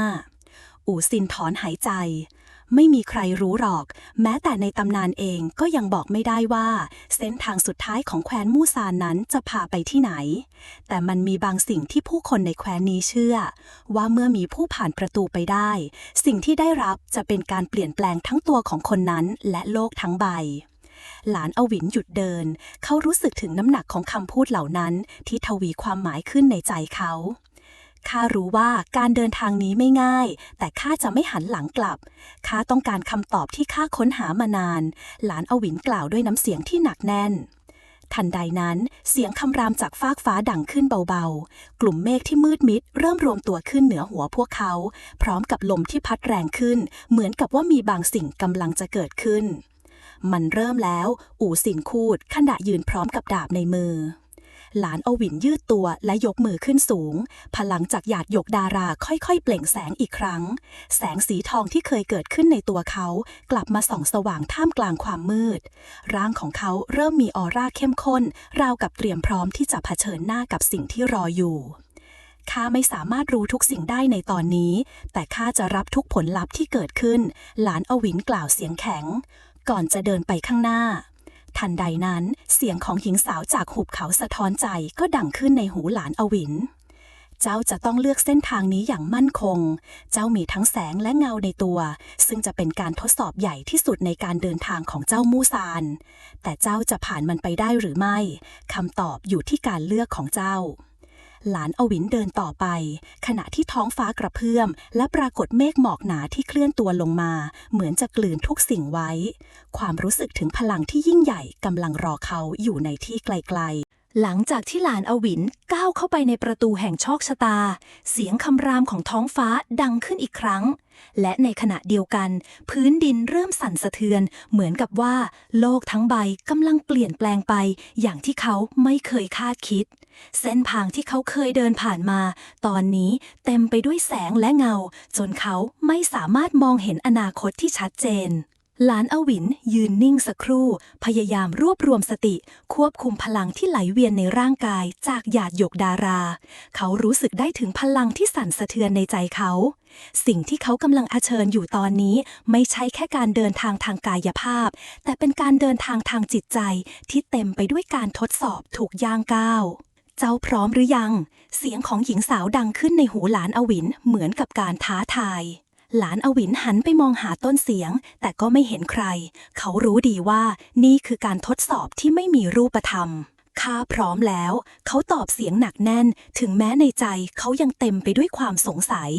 ในขณะที่หลานอวินเริ่มเดินไปข้างหน้าเสียงจากท้องฟ้าเริ่มเบาลงเหมือนกับทุกสิ่งรอบตัวเขากำลังค่อยๆหายไปเขาเห็นภาพหนึ่งปรากฏขึ้นท่ามกลางแสงมันเป็นภาพของเขาในวัยเด็กภาพที่เขาเคยฝันถึงซ้ำแล้วซ้ำเล่าเด็กชายคนหนึ่งยืนอยู่ในสนามรบที่เต็มไปด้วยความมืดและเสียงกรีดร้องเขามองไปที่กระบี่ในมือของเขามือที่เต็มไปด้วยเลือดและร่างของผู้คนที่ล้มลงรอบๆตัวเขานี่คือสิ่งที่เจ้าทำเจ้าฆ่าไปโดยไม่ลังเล เจ้าคิดว่าทุกสิ่งที่เจ้าทำเป็นสิ่งที่ถูกต้องแต่ตอนนี้เจ้าจะทำอย่างไรเสียงของหญิงสาวถามขึ้นหลานอวินหันไปมองและเห็นภาพตัวเองในอดีตที่เขาต้องเลือกฆ่าผู้อื่นเพื่ออยู่รอดเขาเคยคิดว่าการทำเช่นนั้นคือการปกป้องตัวเองและผู้คนที่เขารักแต่ตอนนี้เขาเริ่มสงสัยข้าคิดว่ามันเป็นสิ่งที่ถูกต้องในตอนนั้นแต่ตอนนี้เขากล่าวด้วยน้ำเสียงที่สั่นเครือเสียงของหญิงสาวดังขึ้นอีกครั้งการเลือกของเจ้ามีผลที่ยิ่งใหญ่เจ้าคิดว่าเจ้าทำถูกแต่คำถามคือเจ้าจะรับผลลัพธ์จากการเลือกนั้นได้ไหม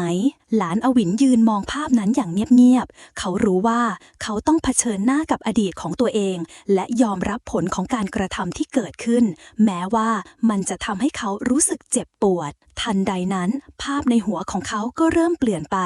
ภาพของเด็กชายในสนามรบค่อยๆสลายไปและกลายเป็นภาพของหลานอวินในปัจจุบันเขายืนอยู่ท่ามกลางผู้คนที่เขารักเขาเห็นตัวเองยิ้มและยืดตัวตรงขณะมองไปที่คนที่เขาเคยพลาดโอกาสปกป้องการยอมรับความผิดพลาดคือการยอมรับตัวตนที่แท้จริงหญิงสาวสูดหายใจเข้าลึกๆเขารู้ดีว่าในที่สุดเขาก็สามารถยอมรับตัวเองได้และเป็นการเริ่มต้นใหม่ข้ายอมรับหลานอวินพูดเสียงหนักแน่นขณะที่เขารู้สึกถึงการเปลี่ยนแปลงภายในจิตใจที่เริ่มชัดเจนขึ้นทันใดนั้นทุกสิ่งรอบตัวเขาก็เริ่มเปลี่ยนไปประตูที่เขากำลังเดินผ่านถูกเปิดออกอย่างช้าๆและพลังจากหยาดหยกดาราก็ค่อยๆรวมตัวกันเป็นแสงที่ส่องทางไปข้างหน้าเจ้าเลือกเส้นทางนี้ด้วยตัวเองแล้วข้าจะให้รางวัลแก่การเลือกของเจ้าเสียงของหญิงสาวกล่าวอีกครั้งหลานอวินรู้สึกถึงพลังที่ไหลเวียนทั่วร่างกายพลังที่ไม่เพียงแต่มาจากหยาดหยกดาราแต่ยังมาจากการยอมรับตัวเองที่เต็มเปี่ยมด้วยความมั่นใจเขารู้ว่าเส้นทางข้างหน้าไม่ได้เต็มไปด้วยแค่ความยากลำบากแต่ยังมีโอกาสใหม่ๆที่จะเรียนรู้และเติบโตเขาจะทำให้ดีที่สุดขณะที่เขาก้าวไปข้างหน้าหลานอวินรู้สึกถึงพลังที่แปลกประหลาดในอากาศรอบตัวเขายืนอยู่ท่ามกลางเส้นทางที่เต็มไปด้วยความมืดแม้ว่าเขาจะรู้สึกถึงการเปลี่ยนแปลงในใจแต่เส้นทางข้างหน้าก็ยังเต็มไปด้วยคำถามที่รอการตอบท่ามกลางความมืดมีแสงวาบจากหยาดหยกดาราที่เปล่งประกายเป็นเส้นทางให้เขาก้าวไปข้างหน้าแสงจากหยาดหยกทำให้ท้องฟ้าและภูเขาโดยรอบกลายเป็นท้องฟ้าสีทองที่เปล่งประกายราวกับโลกทั้งใบอยู่ในมือของเขาแต่ความสงบก็อยู่ไม่นานก่อนที่เสียงคำรามดังขึ้นจากฟากฟ้าเสียงนั้นเต็มไปด้วยพลังที่น่ากลัวแสงจากท้องฟ้าส่งกระจายไปทั่วพลังนี้เหมือนจะเรียกเขาไปยังที่ไม่มีใครเคยไปมาก่อนหลานอวินยืนตรงอยู่ท่ามกลางแสงและพลังนี้รู้สึกถึงการทดสอบที่แท้จริงกำลังจะเริ่มต้นขึ้นเขาหันไปมองอูซินที่ยืนอยู่ข้างๆแล้วกล่าวเราจะต้องเผชิญหน้ากับมันสิ่งที่รอเราอยู่ข้างหน้าอาจจะไม่ใช่แค่ศัตรูแต่คือการทดสอบของใจเราทั้งคู่อูซินพยักหน้าเขารู้ดีว่าเส้นทางนี้ไม่ได้เป็นแค่การต่อสู้กับพลังภายนอกแต่ยังเป็นการต่อสู้กับความกลัวและความไม่แน่ใจที่อยู่ภายในตัวพวกเขาเอง ทันใดนั้นพลังจากท้องฟ้าก็หายไปและจากความมืดนั้นปรากฏร่างของมังกรฟ้าขนาดมหึมามันมีลักษณะเป็นมังกรสีทองมีปีกกว้างขนาดมหาศาลที่ทอดออกไปด้านข้างดวงตาของมันเปล่งประกายสีทองที่เจิดจ้าราวกับเป็นแสงส่องทางเจ้าคือผู้ถูกเลือกเสียงมังกรฟ้าดังก้องในอากาศมันไม่ใช่แค่เสียงที่ออกจากปากของมันแต่เหมือนมันสะท้อนในใจของหลานอวินเจ้าได้เลือกเส้นทางนี้แต่เจ้าจะต้องพิสูจน์ว่าเจ้าสมควรได้รับพลังของมังกรฟ้าหลานอวินยืนตรงอยู่แล้วมองมังกรฟ้าอย่างไม่หวั่นกลัวเขารู้ว่าเส้นทางที่เขาเลือกจะไม่ง่ายแต่เขาก็พร้อมที่จะรับมือกับมันข้าจะพิสูจน์ว่าเจ้าคือผู้ที่สมควรได้รับพลังของมังกรฟ้าข้าจะไม่หนีจากมันหลานอวินพูดด้วยความมั่นใจ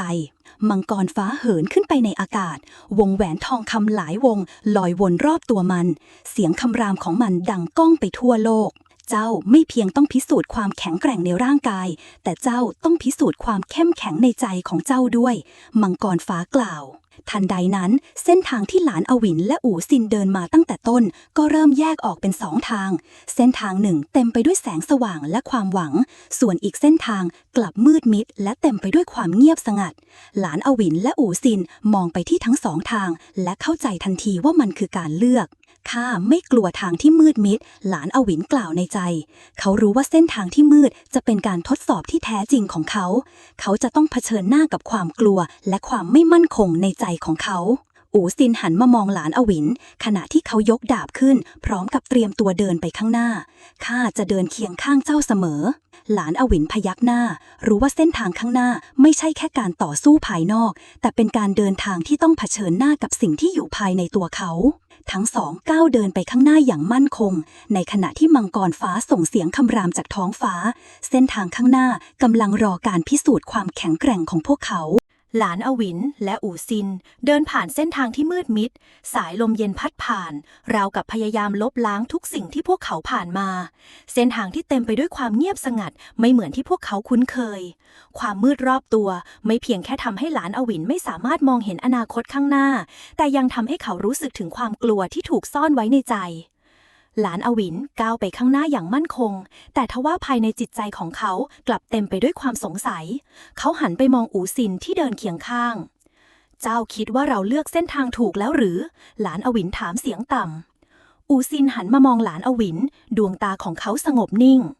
ไม่ว่าจะเลือกทางไหนเราก็ต้องเดินไปข้างหน้า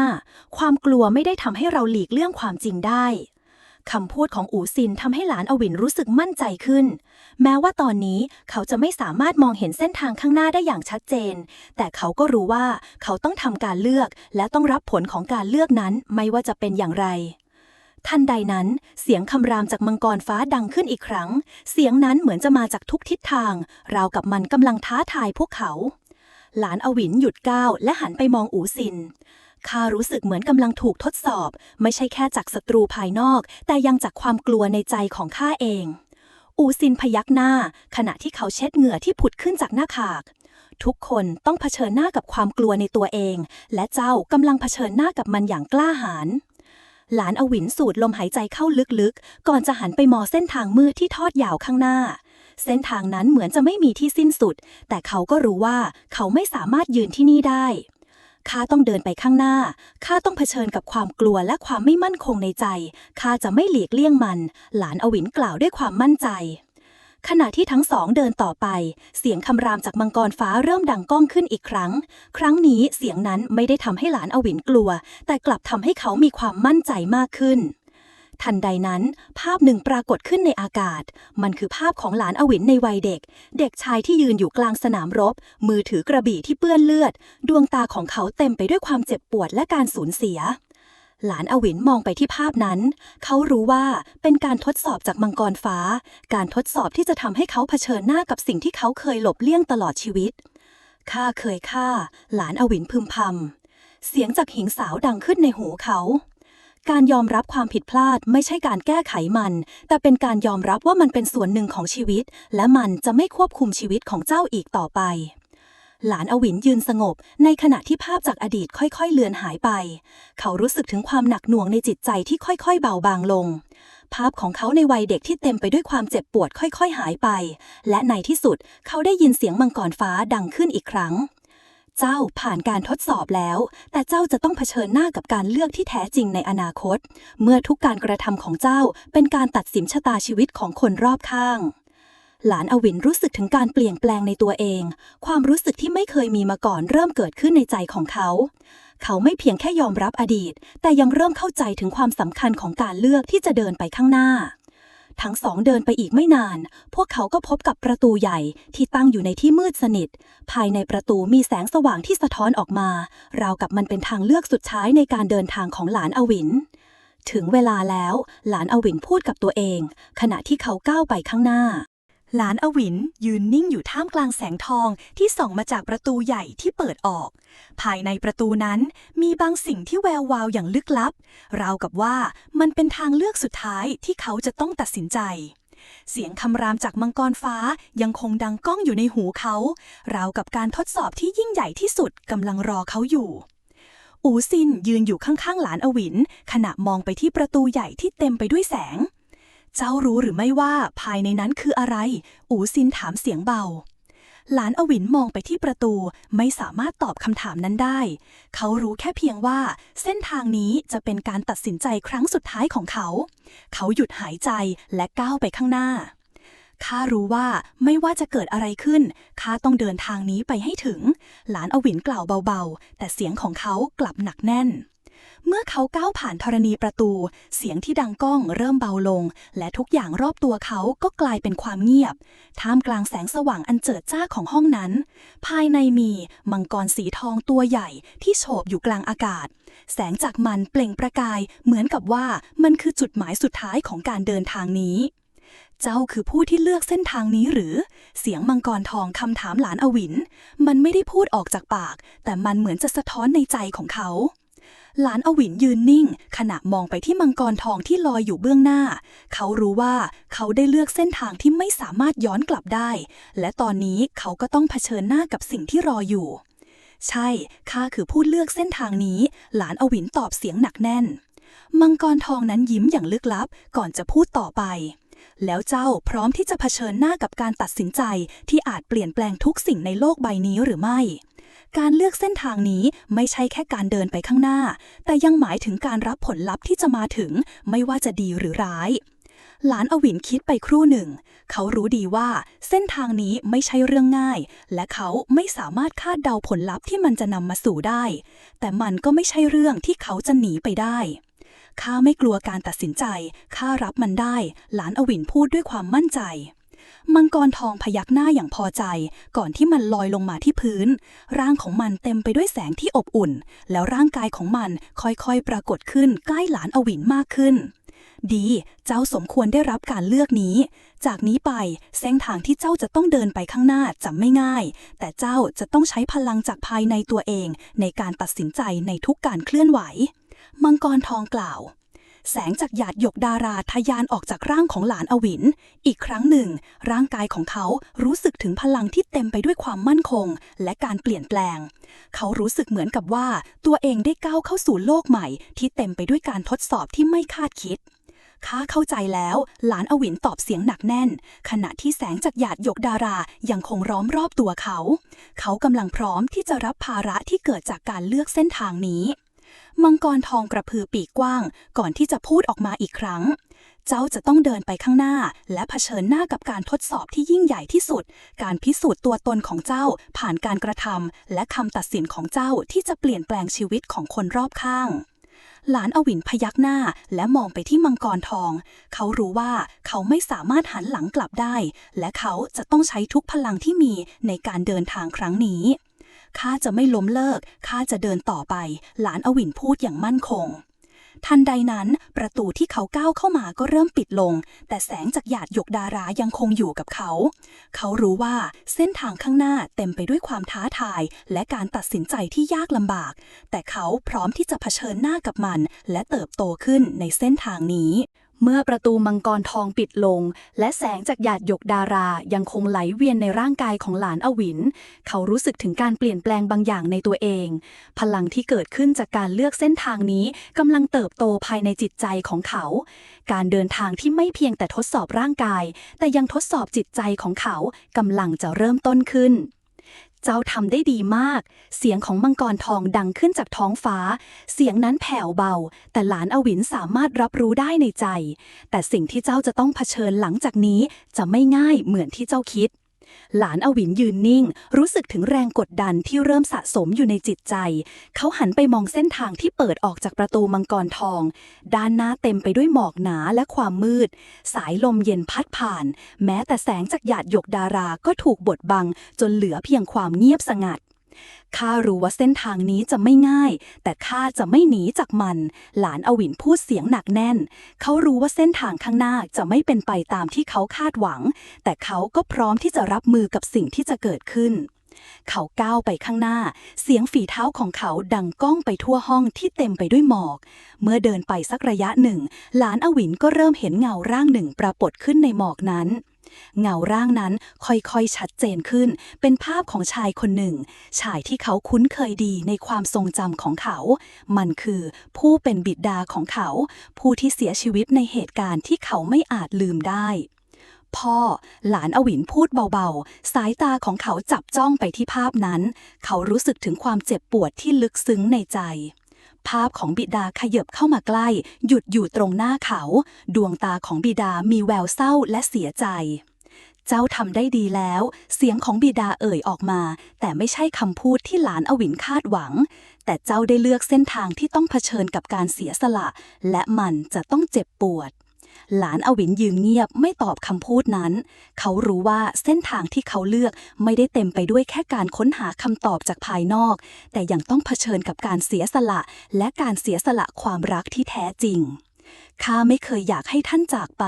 หลานอวินพูดเสียงสั่นแต่ข้าเลือกเส้นทางนี้เพื่อหาคำตอบให้กับตัวเองและเพื่อไม่ให้คนที่ท่านรักต้องเจ็บปวดจากการตัดสินใจที่ข้าเคยทำภาพของบิดาค่อยๆเลือนหายไปในหมอกมันจางลงเหมือนกับความทรงจำที่เริ่มจางหายไปจากใจหลานอวิน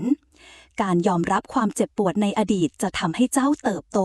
เสียงของบิดาดังขึ้นในหัวหลานอวินขณะเงาร่างของท่านหายไปในหมอกนั้นหลานอวินยืนนิ่งขณะรับรู้ถึงความเจ็บปวดที่เริ่มจางหายไปจากจิตใจของเขา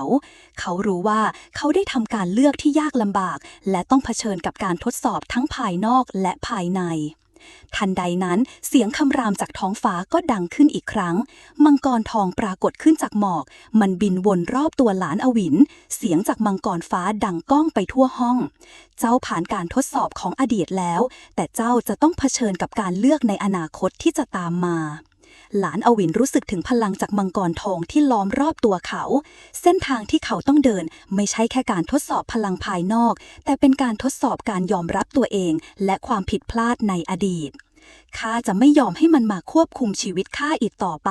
หลานอวินพูดเสียงหนักแน่นมังกรทองพยักหน้าเบาๆเจ้าพร้อมแล้วข้าจะให้การทดสอบสุดท้ายแก่เจ้าทางด้านหน้าทันใดนั้นภาพจากอดีตที่หลานอวินเผชิญหน้าเริ่มคลี่คลายและหายไปเสียงของมังกรฟ้าค่อยๆเบาลงเหลือเพียงเสียงก้าวเดินของหลานอวินที่เดินต่อไปในเส้นทางที่เขาเลือกเมื่อหลานอวินเดินทะลุม่านหมอกออกมาอีกครั้งภูมิทัศน์เบื้องหน้ากลับเปลี่ยนแปลงโดยสิ้นเชิงจากห้องทดสอบที่เยือกเย็นเขากลับมายืนอยู่บนแท่นหินลอยฟ้าท้องฟ้าเหนือศีรษะเปิดกว้างเผยให้เห็นหมู่ดาวนับพันดวงส่องสว่างระยิบระยับบรรยากาศสงบงามอย่างน่าประหลาดตรงกลางของแท่นหินมีลูกแก้วใสราวกับน้ำแข็งลอยอยู่กลางอากาศภายในลูกแก้วนั้นปรากฏรูปร่างของมังกรสีฟ้าสดใสราวกับฝันเสียงจากเบื้องบนดังก้องลงมาในใจของหลานอวินอีกครั้ง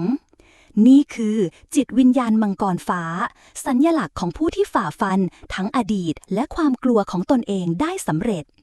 มังกรในลูกแก้วขยับตัวช้าๆราวกับกำลังหลับไหลมันส่งเสียงหายใจแผ่วเบาออกมาคล้ายเสียงลมพัดผ่านยอดเขาหลานอวินจ้องมองมันนิ่งสัมผัสได้ถึงพลังอันเงียบสงบแต่ลึกล้ำในตัวมันข้าต้องทำเช่นไรหลานอวินถามกับมังกรที่อยู่ในลูกแก้ว ทันใดนั้นแสงจากลูกแก้วก็ส่องสว่างขึ้นมังกรฟ้าข้างในเริ่มตื่นตามันเบิกตากว้างและจ้องมองหลานอวินราวกับมองทะลุจิตใจเสียงของมันส่งตรงเข้ามาในจิตใจของเขาโดยไม่ต้องเอ่ยคำใดเจ้าพร้อมหรือยังที่จะเป็นผู้ครอบครองข้าหลานอวินสูดลมหายใจลึกภาพจากอดีตผิดหวังความเจ็บปวดความรักความสูญเสียทั้งหมดหลั่งไหลเข้ามาในจิตใจแต่ครั้งนี้เขาไม่หลบหนีอีกต่อไปเขายืนรับมันทั้งหมดอย่างแน่วแน่หากการครอบครองเจ้าหมายถึงการเป็นข้าที่แท้จริงข้าพร้อมแล้วเสียงของเขาสั่นนิดหน่อยแต่เปี่ยมด้วยความแน่วแน่ทันใดนั้นลูกแก้วแตกร้าวแสงสีน้ำเงินฟุ้งกระจายไปทั่วอากาศมังกรฟ้าลุดออกจากพันธนาการด้วยเสียงคำรามยาวก้องฟ้ามันบินวนรอบหลานอวิน1 รอบก่อนที่ร่างของมันจะค่อยๆเล็กลงและหลอมรวมเข้าสู่กลางอกของเขาคลื่นพลังรุนแรงพัดไปรอบทิศทางลำแสงสีฟ้าปรากฏขึ้นบนท้องฟ้าเป็นเส้นตรงขึ้นไปถึงหมู่ดาวราวกับฟ้ากำลังยอมรับการเกิดใหม่ของผู้ครอบครองจิตวิญญาณมังกรฟ้าหัวใจหลานอวินเต้นแรงไม่ใช่ด้วยความหวาดหวั่นแต่ด้วยความรู้สึกที่เปลี่ยนไปโดยสิ้นเชิงภายในตัวเขาตอนนี้ไม่ใช่แค่พลังอันมหาศาลแต่คือความสมดุลระหว่างความเจ็บปวดและความเข้าใจเสียงของมังกรฟ้าดังอีกครั้งจากนี้ไปจิตใจของเจ้าจะเป็นฟ้ากว้างมิใช่เพื่อครองโลกแต่เพื่อเข้าใจมันในวินาทีนั้นหลานอวินรู้สึกเหมือนมองเห็นโลกทั้งใบใหม่อีกครั้งเสียงสะท้อนของอดีตยังคงมีอยู่แต่ไม่ใช่เพื่อขังเขาไว้หากแต่เป็นเสียงแห่งการปลดปล่อยแม้ลมจะสงบลงแล้วแต่อะไรบางอย่างในอากาศยังคงแปรเปลี่ยนอยู่ชัดเจนมันคือพลังที่แตกต่างจากสิ่งใดที่หลานอวินเคยสัมผัสพลังที่ไม่ใช่เพียงหยางหรือหยินแต่คล้ายกับเสียงสะท้อนของสัจธรรมบางอย่างเขาลืมตาขึ้นอีกครั้งท่ามกลางแสงฟ้าสีน้ำเงินที่โอบล้อมร่างเส้นลมปราณภายในร่างเหมือนจะขยายตัวออกจนครอบคลุมทั่วทั้งจิตสำนึกอวัยวะภายในคล้ายได้รับการหล่อเลี้ยงด้วยแสงมังกรทุกอนูของร่างกายสั่นไหวรับกับพลังใหม่ที่กำลังไหลผ่านเขาลุกขึ้นยืนช้าๆมองมือของตนที่แปลเปลี่ยนไปดวงตาข้างหนึ่งกลายเป็นสีน้ำเงินสว่างในขณะที่อีกข้างยังคงดำสนิทแสดงถึง2 ด้านของจิตวิญญาณที่หลอมรวมข้ายังมีชีวิตอยู่และนี่คือข้าที่แท้จริงจู่ๆเสียงหนึ่งดังขึ้นเบื้องหลังเจ้าทำได้แล้วเสียงนั้นนุ่มลึกแต่ตรงอำนาจราวกับแว่วจากฟ้าหลานอวินหันไปพบชายชราในชุดคลุมสีดำลายคลื่นเมฆเงินร่างนั้นคือปรมาจารย์อี้ชวนหนึ่งในผู้พิทักษ์แห่งหอเคียนหลิงและอดีตผู้สืบทอดจิตวิญญาณมังกรสายฟ้าท่านหลานอวินประหลาดใจข้าไม่ได้รู้ว่าท่านเฝ้ามองอยู่ปรมาจารย์อี้ชวนหัวเราะเบาๆข้าหามีสิทธิ์แทรกแซงมิได้จิตวิญญาณมังกรจะปรากฏเฉพาะผู้ที่มันยอมรับและวันนี้มันเลือกเจ้าเขาเดินเข้ามาช้าๆพลางวางมือลงบนไหล่หลานอวินแต่การเดินทางของเจ้าเพิ่งเริ่มต้นเจ้าอาจเข้าใจว่าตนเองชนะแล้วหากแท้จริงแล้วนั่นเป็นเพียงการปลุกพลังเท่านั้นหลานอวินขมวดคิ้วหมายความว่าอย่างไรมังกรฟ้ามิเพียงเป็นสัญลักษณ์แห่งพลังหากแต่เป็นผู้พิพากษาชะตาเมื่อใดที่เจ้าครอบครองมันโลกจะทดสอบเจ้าด้วยการตัดสินอันยุติธรรมที่สุดจากภายในจิตใจของเจ้าเองข้าต้องเผชิญกับความกลัวอีกครั้งมิใช่แค่ความกลัวแต่คือการเผชิญกับทุกสิ่งที่เจ้ามองข้ามรวมถึงสิ่งที่เจ้ารักที่สุดด้วยน้ำเสียงของอี้ชวนแปลเปลี่ยนเป็นเศร้าส้อยเล็กน้อยแล้วข้าจะรู้ได้อย่างไรว่าเมื่อใดถึงเวลานั้นเจ้าจะรู้เมื่อสิ่งที่เจ้าต้องเลือกไม่มีคำว่าถูกหรือผิดหลานอวินพยักหน้าช้าๆลมหายใจของเขาหนักขึ้นแต่แน่วแน่ขึ้นเช่นกันหากชะตากรรมจะเล่นตลกข้าก็จะเป็นคนเขียนตอนจบด้วยมือตนเองแสงจากฟ้ายังคงค่อยๆจางลงแท่นหินลอยเริ่มสั่นไหวและในไม่ช้าพื้นดินเบื้องล่างก็ค่อยๆเผยออกอีกครั้งเขากำลังจะถูกส่งกลับออกไปก่อนจะจากกันปรมาจารย์อี้ชวนกล่าวเป็นครั้งสุดท้ายเมื่อเจ้าออกไปโลกจะไม่เหมือนเดิมอีกต่อไปและเจ้าก็เช่นกัน แสงสีฟ้าเลือนหาย หลานอวินกลับมาสู่โลกภายนอกอีกครั้ง ร่างเขาปรากฏอยู่กลางป่าลึก ดินแดนเดิมที่เคยเป็นเขตแดนไร้ผู้คน ปัจจุบันกลับเต็มไปด้วยเสียงของนกป่า ลมที่เคยนิ่งก็กลับมาพัดไหว กลิ่นของฝนแรกหลังแสงฟ้ากระทบพื้นยังคงอ้อยอิงอยู่หลานอวินยืนนิ่งอยู่กลางป่ามองไปยังทิศเหนือที่นั่นคือหุบเขาหยกซานสถานที่ที่ว่ากันว่าเชื่อมโยงกับรอยแยกระหว่างโลกมนุษย์และแดนสวรรค์ข้ารู้สึกได้พวกมันเริ่มเคลื่อนไหวแล้วเสียงเขาต่ำลึกแต่มั่นคงทันใดนั้นเสียงฝีเท้าเบาๆดังมาจากพุ่มไม้ข้างหลังเขาหันขวับมือหนึ่งวาดขึ้นเตรียมปล่อยพลังใจเย็นข้าเองเสียงอันคุ้นเคยดังขึ้นอี้เหวินกระโจนออกจากพุ่มไม้ในสภาพเปื้อนฝุ่นใบหน้าเต็มไปด้วยเหงื่อและความเร่งรีบเขาหอบหายใจถี่ก่อนพูดอย่างเร็วเจ้ารู้หรือไม่ว่าเจ้าหายไปนานเพียงใด7 วันหลานอวินตอบทันทีราวกับนับไว้ทุกวินาทีอีเหวินตาโตใช่ทั้ง7 วันทุกตระกูลกำลังเคลื่อนไหวทั่วแผ่นดินรู้เรื่องการคืนชีพของมังกรฟ้าแล้วคำว่ามังกรฟ้าถูกเอ่ยด้วยน้ำเสียงปนหวาดกลัวและชื่นชมในคราเดียวหลานอวินเม้มริมฝีปากแน่นพวกเขารู้ได้อย่างไรมีผู้ใดบางคนเผยข่าวออกไปอีเหวินพูดพลางหลบตาและข้าเชื่อว่าเขาอาจเป็นหนึ่งในผู้ที่อยู่รอบตัวเจ้าคำพูดนั้นปักเข้ากลางอกหลานอวินอย่างแรงความรู้สึกหนาวเย็นแล่นผ่านแผ่นหลังคนใกล้ตัวทรยศแต่ยังไม่ทันได้ไถ่ถามเสียงกระหึ่มก็ดังขึ้นจากท้องฟ้าก้อนเมฆดำทะมึนแหวกออกเป็นทางยาวแสงสีแดงฉานพุ่งวาบลงจากฟากฟ้าเสียงแผดร้องแหลมสูงดังก้องออกจากท้องนภาเป็นเสียงของสัตว์ประหลาดที่ไม่มีในธรรมชาติดวงตาสีแดงทับทิมขนาดมหึมาปรากฏเหนือขอบฟ้าลอยนิ่งมองลงมายังหลานอวินอีเหวินตะโกนมันคือเงามังกรโลกันตนนั่นไม่ใช่สิ่งที่ควรปรากฏในโลกมนุษย์เป็นสิ่งที่แม้จะเทพยังต้องหลีกเลี่ยงหากเผชิญหน้าตรงๆดูเหมือนการล่าจะเริ่มขึ้นแล้วหลานอวินเอ่ยเสียงเรียบและข้าคือเป้าหมายแรกเขายกมือขึ้นเปลวพลังสีฟ้าล้อมรอบกายพลังของมังกรฟ้าที่เพิ่งหลอมรวมยังคงเรืองรองอยู่แต่ขณะเดียวกันเขาก็รู้ดีศัตรูในครั้งนี้ไม่ใช่แค่สัตว์ร้ายเหนือธรรมชาติหากรวมถึงผู้คนที่เคยยิ้มให้กันคนที่เคยเรียกชื่อเขาด้วยความรักตอนนี้อาจกำลังเล็งดาบมาที่หัวใจของเขาท้องฟ้าเหนือหุบเขาหยกซานฉีกขาดเป็นเส้นยาวราวกับผืนผ้าถูกมือยักษ์ฉีกกระชากแสงแดงเข้มพุ่งทะลุเมฆออกมาพร้อมกับเสียงแผดคำรามจากเงามังกรโลกันที่กำลังสยายปีกปกคลุมป่าทั้งผืนหลานอวินไม่ขยับแม้แต่นิ้วเดียวเขายืนมองสิ่งนั้นด้วยแววตานิ่งเย็นครั้งหนึ่งข้าเคยเป็นเพียงเงาแต่ตอนนี้ข้าจะไม่ยอมให้มันกลืนข้าอีกต่อไปฝ่ามือเขากำแน่นเปลวพลังมังกรฟ้าสีฟ้าสว่างเจิดจ้ากว่าครั้งใดมันพุ่งออกจากแผ่นหลังแปลสภาพเป็นปีกพลังงานกว้างใหญ่ไพศาลร่างเขาทะยานขึ้นกลางอากาศโดยไร้เครื่องรั้งอี้เหวินเบิกตากว้างมองตามเขาบินได้แล้วและไม่ใช่แค่บินแต่ทะยานขึ้นตรงสู่ใจกลางพายุบนท้องฟ้าที่แรงลมพัดจนต้นไม้ทั้งป่าราบเอนไปทางเดียวหลานอวินปะทะสายตากับดวงตายักษ์สีแดงของเงามังกรโลกันโดยตรงเสี้ยววินาทีที่แสงปะทะกันนั้นอดีตทั้งหมดที่ถูกซ่อนไว้ในห้วงลึกของจิตใจก็เริ่มแผ่กระจายออกภาพอดีตในเงาใจเสียงผู้คนที่ตราหน้าว่าเขาเป็นปีศาจดวงตาของมารดาที่ร้องไห้ขณะผลักเขาออกจากประตูเลือดของบิดาบนฝ่ามือของเขาเองทุกอย่างซ้อนทับกันจนแทบจะระเบิดออกจากภายในจงจำไว้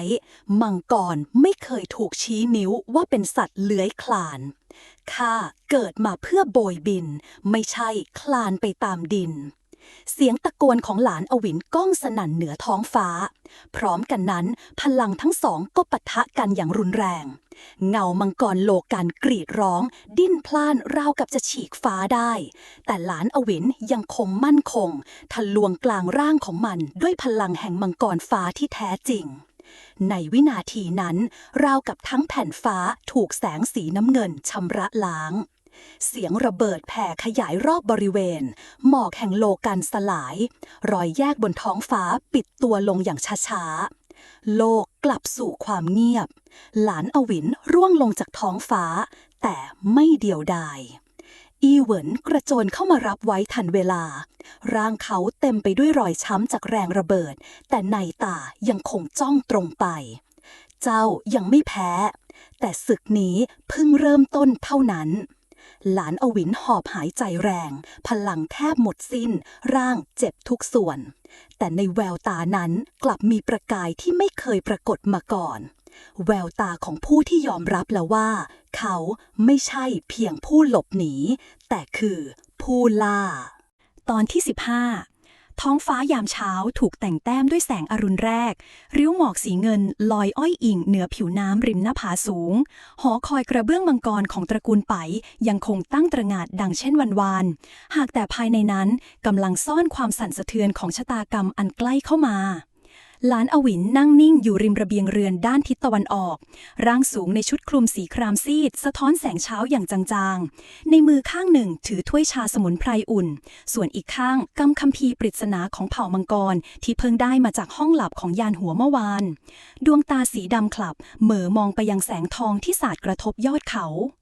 เจ้าคิดมากไปอีกแล้วเสียงทุ้มนุ่มของไปเหรินดังขึ้นจากด้านหลังขณะเขาเดินเข้ามาพร้อมผ้าคลุมบ่านั่งตากมนนานๆระวังจะไม่สบายเจ้าเองก็เฝ้าอยู่ทั้งคืนหลานอวินเอ่ยโดยไม่หันมาพอได้เห็นความทรงจำในคัมภีร์เจ้าคิดว่ามันจริงแค่ไหนไปเหรินนิ่งงันครู่หนึ่งก่อนจะถอนหายใจภาพในนั้นมันไม่ใช่แค่ความฝันหรือสิ่งลวงตาคำเตือนของเผ่ามังกรไม่เคยผิดพลาดหากสิ่งที่เราเห็นเป็นจริงหลานอวินพูดเสียงเบาพลังที่ตื่นขึ้นในตัวข้ามันคือแก่นมังกรชั้นสูงหรืออาจจะมากกว่านั้นไปเหรินกระซิบเจ้าคือคำทำนายที่ถูกซ่อนไว้ตั้งแต่ต้นเสียงฝีเท้าเบาๆดังขึ้นจากอีกด้านของเรือนก่อนที่เสียงของหญิงชราจะขัดความเงียบตื่นเช้าเสียยิ่งกว่าข้าอีกนะหลานอวินไปเหริน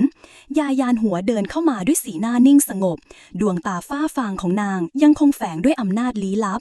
พวกเจ้าคงรู้แล้วว่าคืนที่ผ่านมามีบางสิ่งเปลี่ยนไปหลานอวินกับไปเหรินสบตากันก่อนจะพยักหน้าฝันหลานอวินเอ่ยแต่ข้าแน่ใจว่าไม่ใช่แค่ความฝันยายานหัวผงกหัวนั่นคือความทรงจำของเลือดมังกรในตัวเจ้าหลานอวินมันเริ่มปลุกพลังของตระกูลที่เคยหลับไหลเหตุใดจึงเป็นตอนนี้ไปเหรินถามทำไมไม่แต่แรกเพราะคำประกาศสิทธิ์ของข้ายานหัวกล่าวเสียงต่ำเมื่อ20 ปีก่อนข้าปิดผนึกมันไว้ด้วยมือข้าเองคำพูดของนางทำให้บรรยากาศโดยรอบราวกับหยุดนิ่งลมเช้ากระทบผิวน้ำจนเกิดระลอกคลื่นเบาๆขณะที่แววตาของหลานอวินเริ่มเปลี่ยนไปท่านยายเขากระซิบทำไมถึงต้องปิดผนึกยายานหัวไม่ตอบในทันทีนางเดินไปนั่งลงบนเก้าอี้ไม้ไผ่ก่อนจะหยิบลูกแก้วใสขนาดเท่ากำปั้นออกมาจากแขนเสื้อเพราะการตื่นของเจ้าอาจเป็นสัญญาณเริ่มต้นของหายนะหมายความว่าอย่างไรไปเรือนขมวดคิ้วในอดีตการเผ่ามังกรแบ่งออกเป็น2 สายแห่งแสงและสายแห่งเงาแก่นพลังของเจ้าไม่ใช่ของฝ่ายใดฝ่ายหนึ่งหากแต่เป็นการรวมกันของทั้งสองหลานอวินนิ่งงันมือที่ถือถ้วยชาสั่นเล็กน้อยผู้ถือพลังเช่นนั้นจะเป็นทั้งผู้นำและผู้ทำลาย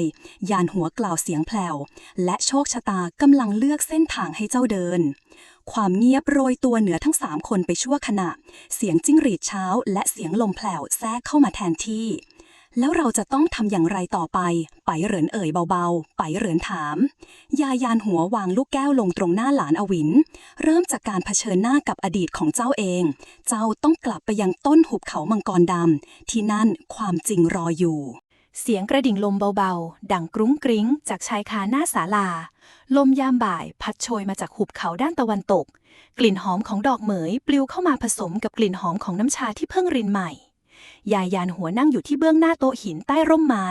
ใบหน้าหยาบกร้านเต็มไปด้วยริ้วรอยแห่งการเวลาแต่ดวงตากลับแน่วแน่ราวกับเห็นทะลุสิ่งที่กำลังจะเกิดขึ้นหลานอวินนั่งอยู่ฝั่งตรงข้ามเขายังสวมชุดนักพรตสีขาวเรียบง่ายแต่ดวงตาในตอนนี้เปลี่ยนไปแล้วไม่มีแววลังเลเหมือนครั้งแรกที่กลับมาที่หมู่บ้านริมผาแห่งนี้อีกต่อไป เจ้ารู้ไหมว่าข้าพาเจ้าไปในหุบเหวมังกรครานั้นเพราะอะไรยายานหัวถามขึ้นโดยไม่มองหน้าเขาเพราะท่านอยากให้ข้าได้รู้ความจริงหลานอวินตอบโดยไม่ลังเลแล้วเจ้ารู้แล้วหรือยังว่าความจริงนั้นคืออะไรยายานหัวรินโนชาให้เขาขณะเสียงกระดิ่งลมยังดังเบาๆไม่หยุดหลานอวินพยักหน้าเบาๆความจริงคือข้าคือคนที่ทำให้ท่านแม่ตายเสียงกระดิ่งเงียบลงทันทีเหมือนฟ้าก็หยุดหายใจชั่วขณะไปเหรินที่เฝ้ายืนอยู่ไม่ไกลเบื้องหลังเหลือบตามองหลานอวินก่อนจะก้มหน้าลงโดยไม่กล่าวสิ่งใดยายานหัวหลับตานิ่งอยู่ครู่หนึ่งเจ้าไม่ได้ฆ่านางแต่นางยอมตายเพราะเจ้านางแลกชีวิตกับเจ้ามังกรน้อยที่ยังไม่รู้เดียงสาให้เจ้ารอดออกมาได้ในวันนั้นเพราะข้าเป็นมังกรเป็นสายเลือดเดียวกับบิดาผู้ที่ทำลายทุกสิ่งเสียงของหลานอวินแผ่วเบาแต่น้ำเสียงเต็มไปด้วยความชิงชังและเศร้าส้อยในเวลาเดียวกันไปเหรินก้าวขึ้นมาเงียบๆยื่นกล่องไม้เล็กๆให้เขานี่คือสิ่งที่ท่านแม่ของเจ้าเหลือไว้ก่อนจากไปหลานอวินมองกล่องนั้นอย่างลังเลก่อนจะเปิดออกภายในมีกระดาษแผ่นหนึ่งพับอย่างเรียบร้อยเป็นลายมืออ่อนโยนของใครคนหนึ่งที่เขาจำได้แม่นยำแม้จะผ่านมานานเกิน10 ปีอวินหากวันหนึ่งเจ้ารู้ความจริงจงอย่าโทษตัวเองเลยเจ้าคือแสงสว่างเดียวในความมืดที่ข้าต้องเผชิญจงใช้ชีวิตไม่ใช่เพื่อชดใช้บาปของผู้อื่นแต่เพื่อปลดปล่อยสิ่งที่เจ้ากำลังจะกลายเป็นข้าเชื่อในเจ้าเสมอแม่ของเจ้าน้ำตาเม็ดใหญ่ไหลลงจากดวงตาของหลานอวินโดยไม่รู้ตัวเขาหลับตาลงอีกครั้งแล้วกำหมัดแน่น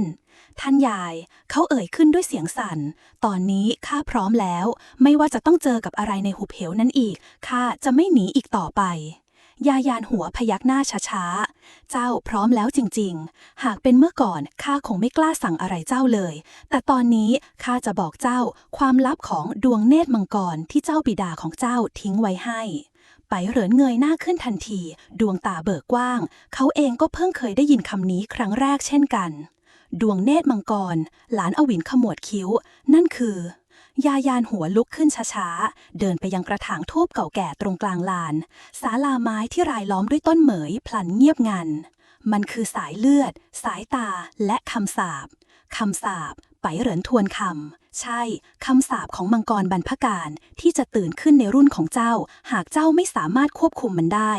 สายลมเย็นเฉียบวูบหนึ่งพัดผ่านเปลวเทียนที่มุนศาลาดับลงกระทันหันและในวินาทีนั้นเองเบื้องล่างพื้นดินที่เหยียบย่ำกลับสั่นสะเทือนแผ่วเบายายานหัวมองหลานอวินอย่างแน่วแน่เจ้ามีพลังมากพอที่จะเปลี่ยนคำสาปให้กลายเป็นพรได้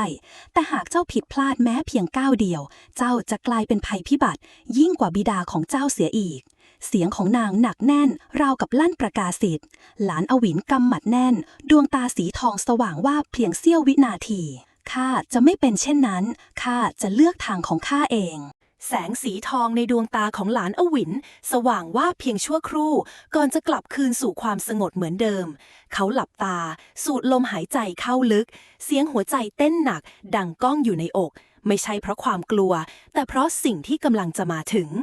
ไปเหรินยืนอยู่ข้างกายไม่กล่าวคำใดเขาเพียงวางมือเบาๆไว้ที่ไหล่ของอีกฝ่ายน้ำหนักสัมผัสนั้นมั่นคงคล้ายกำลังบอกว่าไม่ว่าเจ้าจะไปทางไหนข้าจะไปด้วย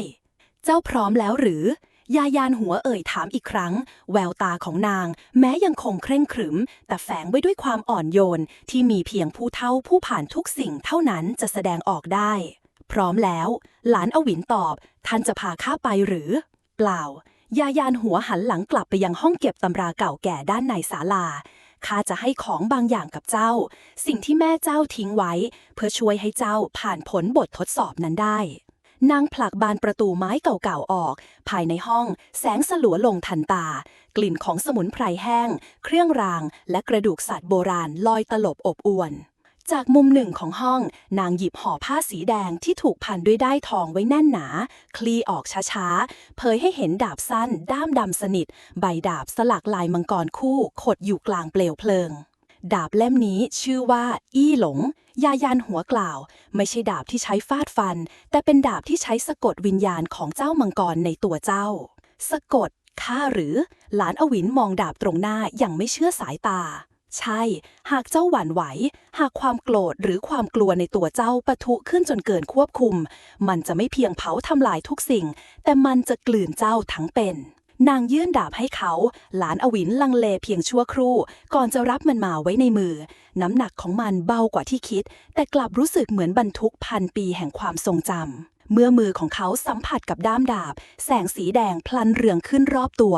มังกร2 ตัวที่สลักไว้บนใบดาบดูคล้ายเคลื่อนไหวได้จริงเสียงกู่ร้องโบราณดังแผ่วเบาในหูของเขาไปเหรินเรียบเข้ามาพยุงเขาไว้เจ้าจะไหวหรือไม่ข้าไหวล้านอวินกัดฟันแน่นดวงตาเปลี่ยนเป็นสีทองอีกครั้งแต่ครั้งนี้ไม่ใช่แค่แววตาแม้แต่ผิวหนังตรงรอบดวงตาก็เริ่มเปล่งแสงบางเบายายานหัวไร่คาถาโบราณเบาๆมือข้างหนึ่งสัมผัสกลางอกของหลานอวินเสียงคล้ายกระดิ่งโบราณดังก้องอยู่ในห้วงจิตมังกรคร่ำคร่าแห่งห้วงพสุธาเอ่ยเจ้าผู้ถูกผนึกด้วยเลือดแห่งข้าเจ้าผู้กลืนกินเพลิงสวรรค์อย่าเพิ่งตื่นจากบัลลังก์มืดนั้นจนกว่าวันแห่งการพิพากษาจะมาถึงพลังงานรอบตัวสั่นสะเทือนก่อนจะสงบลงอีกครั้งเรียบร้อยแล้วนางถอนหายใจยาวเจ้าเพียงใช้ดาบนี้เมื่อรู้สึกว่าไม่อาจควบคุมตัวเองจงสกัดพลังของเจ้ามังกรในตัวเจ้าก่อนที่มันจะควบคุมเจ้าแทนหลานอวินพยักหน้าจากนั้นไม่กี่ชั่วยามทั้ง3ออกเดินทางอีกครั้งมุ่งหน้าสู่หุบเหมมังกรที่เคยกลืนชีวิตของแม่เขาไปในอดีตระหว่างทางมีเพียงความเงียบพวกเขาผ่านพ้นลำธารป่าไผ่และหมู่บ้านร้างเสียงก้าวเดินของแต่ละคนแผ่วเบาราวกับเกรงจะปลุกบางสิ่งจากใต้พื้นดินเมื่อพระอาทิตย์ตกลงหลังแนวเขาพวกเขามาถึงหน้าหุบเหมมังกรอีกครั้งสถานที่ต้องห้ามที่เต็มไปด้วยหมอกหนาและกลิ่นเลือดที่ไม่เคยจางหายด้านนี้หลานอวินพูดเบาๆข้าจำได้แม่นทุกก้าวทุกเสียงทุกหยดเลือดในวันนั้นไปเหรินเดินเข้ามาใกล้อย่างมั่นคงไม่ต้องเดินคนเดียวอีกต่อไปข้าอยู่ตรงนี้แล้วยายานหัวยืนอยู่ด้านหลังสะพายกระเป๋าหนังเก่าๆพลางพวกเจ้าเข้าไปข้าจะคอยเฝ้าพิทักษ์จุดเชื่อมต่อวิญญาณด้านนอกหากพวกเจ้าไม่กลับออกมาใน3 วันข้าจะปิดทางนี้ตลอดกาลหลานอวินหันกลับมาขอบคุณท่านยายแล้วเขาก็ก้าวเข้าไปพร้อมกับไปเหริน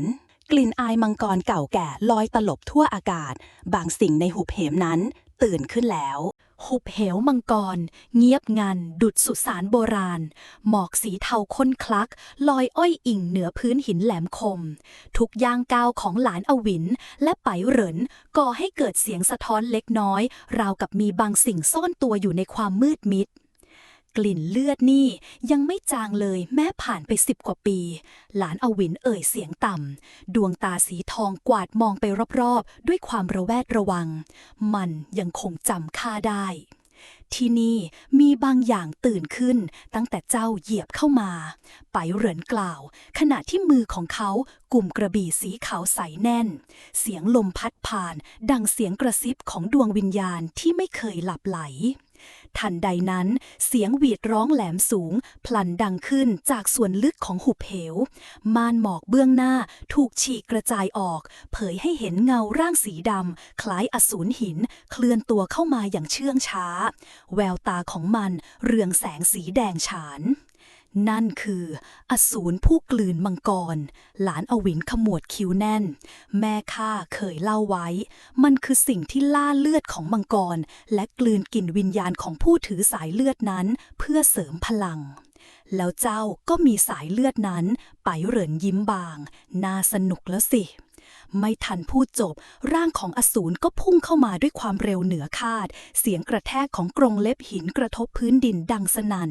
หลานอวินกระชับดาบอี้หลงในมือแสงสีทองปะทุจากตัวเขาในทันทีเปลวเพลิงสีทองที่แผ่ออกจากร่างหลานอวินกระแทกใส่อสูรจนถอยหลังไป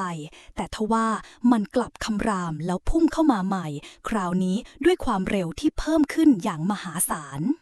มันดูดกลืนเพลิงมังกรได้หลานอวินเบิกตากว้างแบบนี้เราไม่อาจโจมตีตรงๆด้วยพลังภายในได้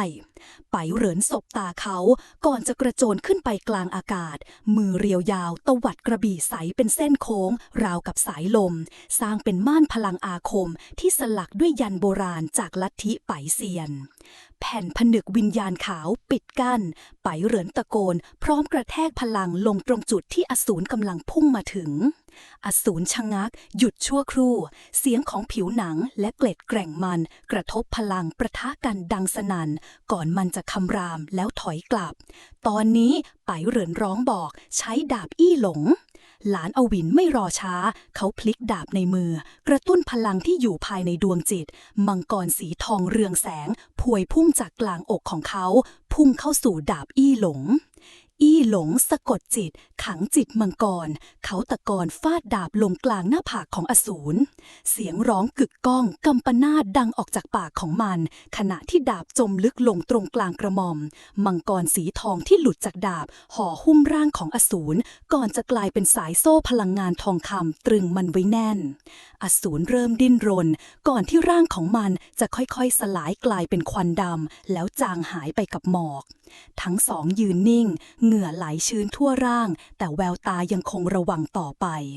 เจ้าควบคุมพลังได้แล้วไปเหรินเอ่ยเบาๆหลานอวินพยักหน้าแต่สายตายังไม่ละจากความมืดเบื้องหน้า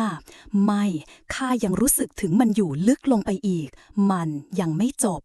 จากพื้นหินใต้เท้าทั้งคู่สัญลักษณ์ลวดลายมังกรโบราณเริ่มเรืองแสงขึ้นทีละเส้นเหมือนกำลังปลุกอะไรบางอย่าง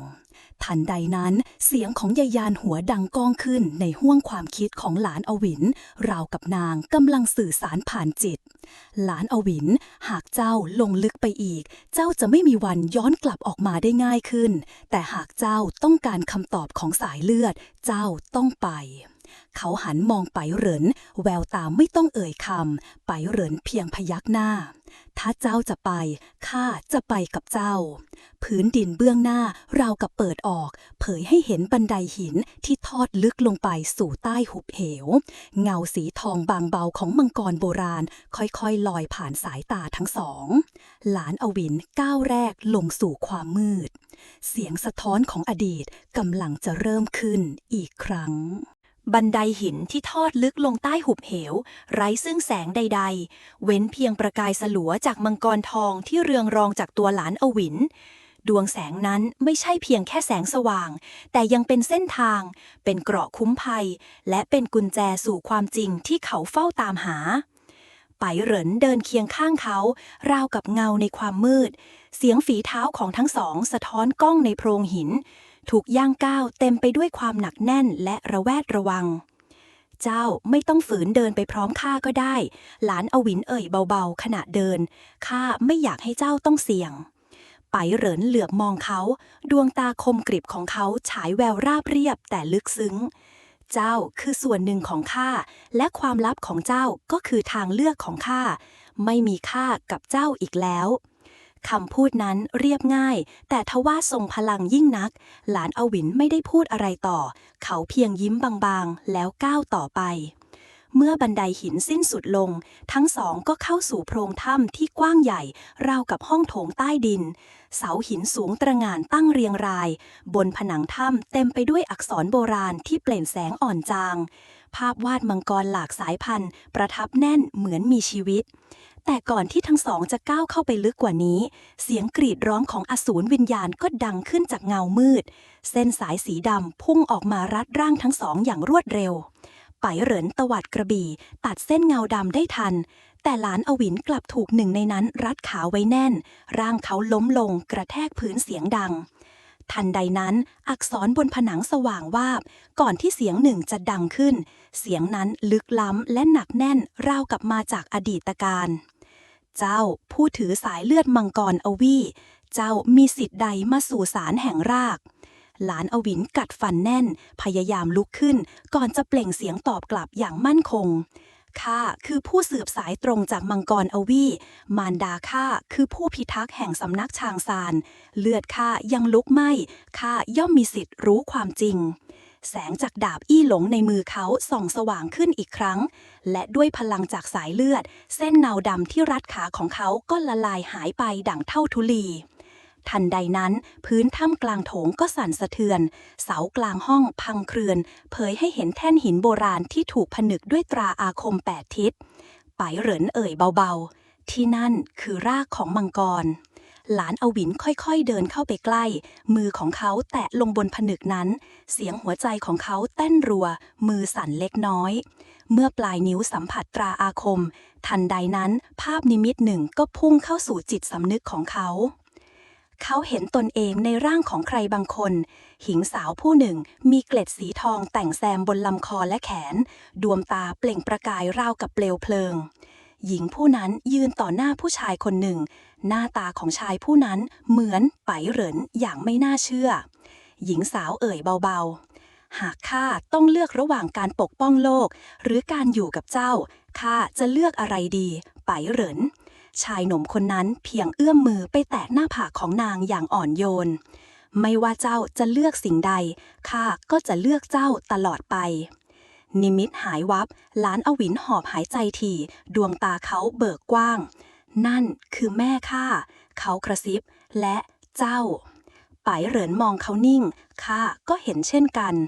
ทั้งสองสบตากันเต็มไปด้วยคำถามที่ยังไม่มีคำตอบแต่มีเพียงสิ่งหนึ่งที่แน่ชัดยิ่งกว่านั้นโชคชะตาของพวกเขาถูกพันธนาการไว้ด้วยคำสัตย์สาบานในอดีตการ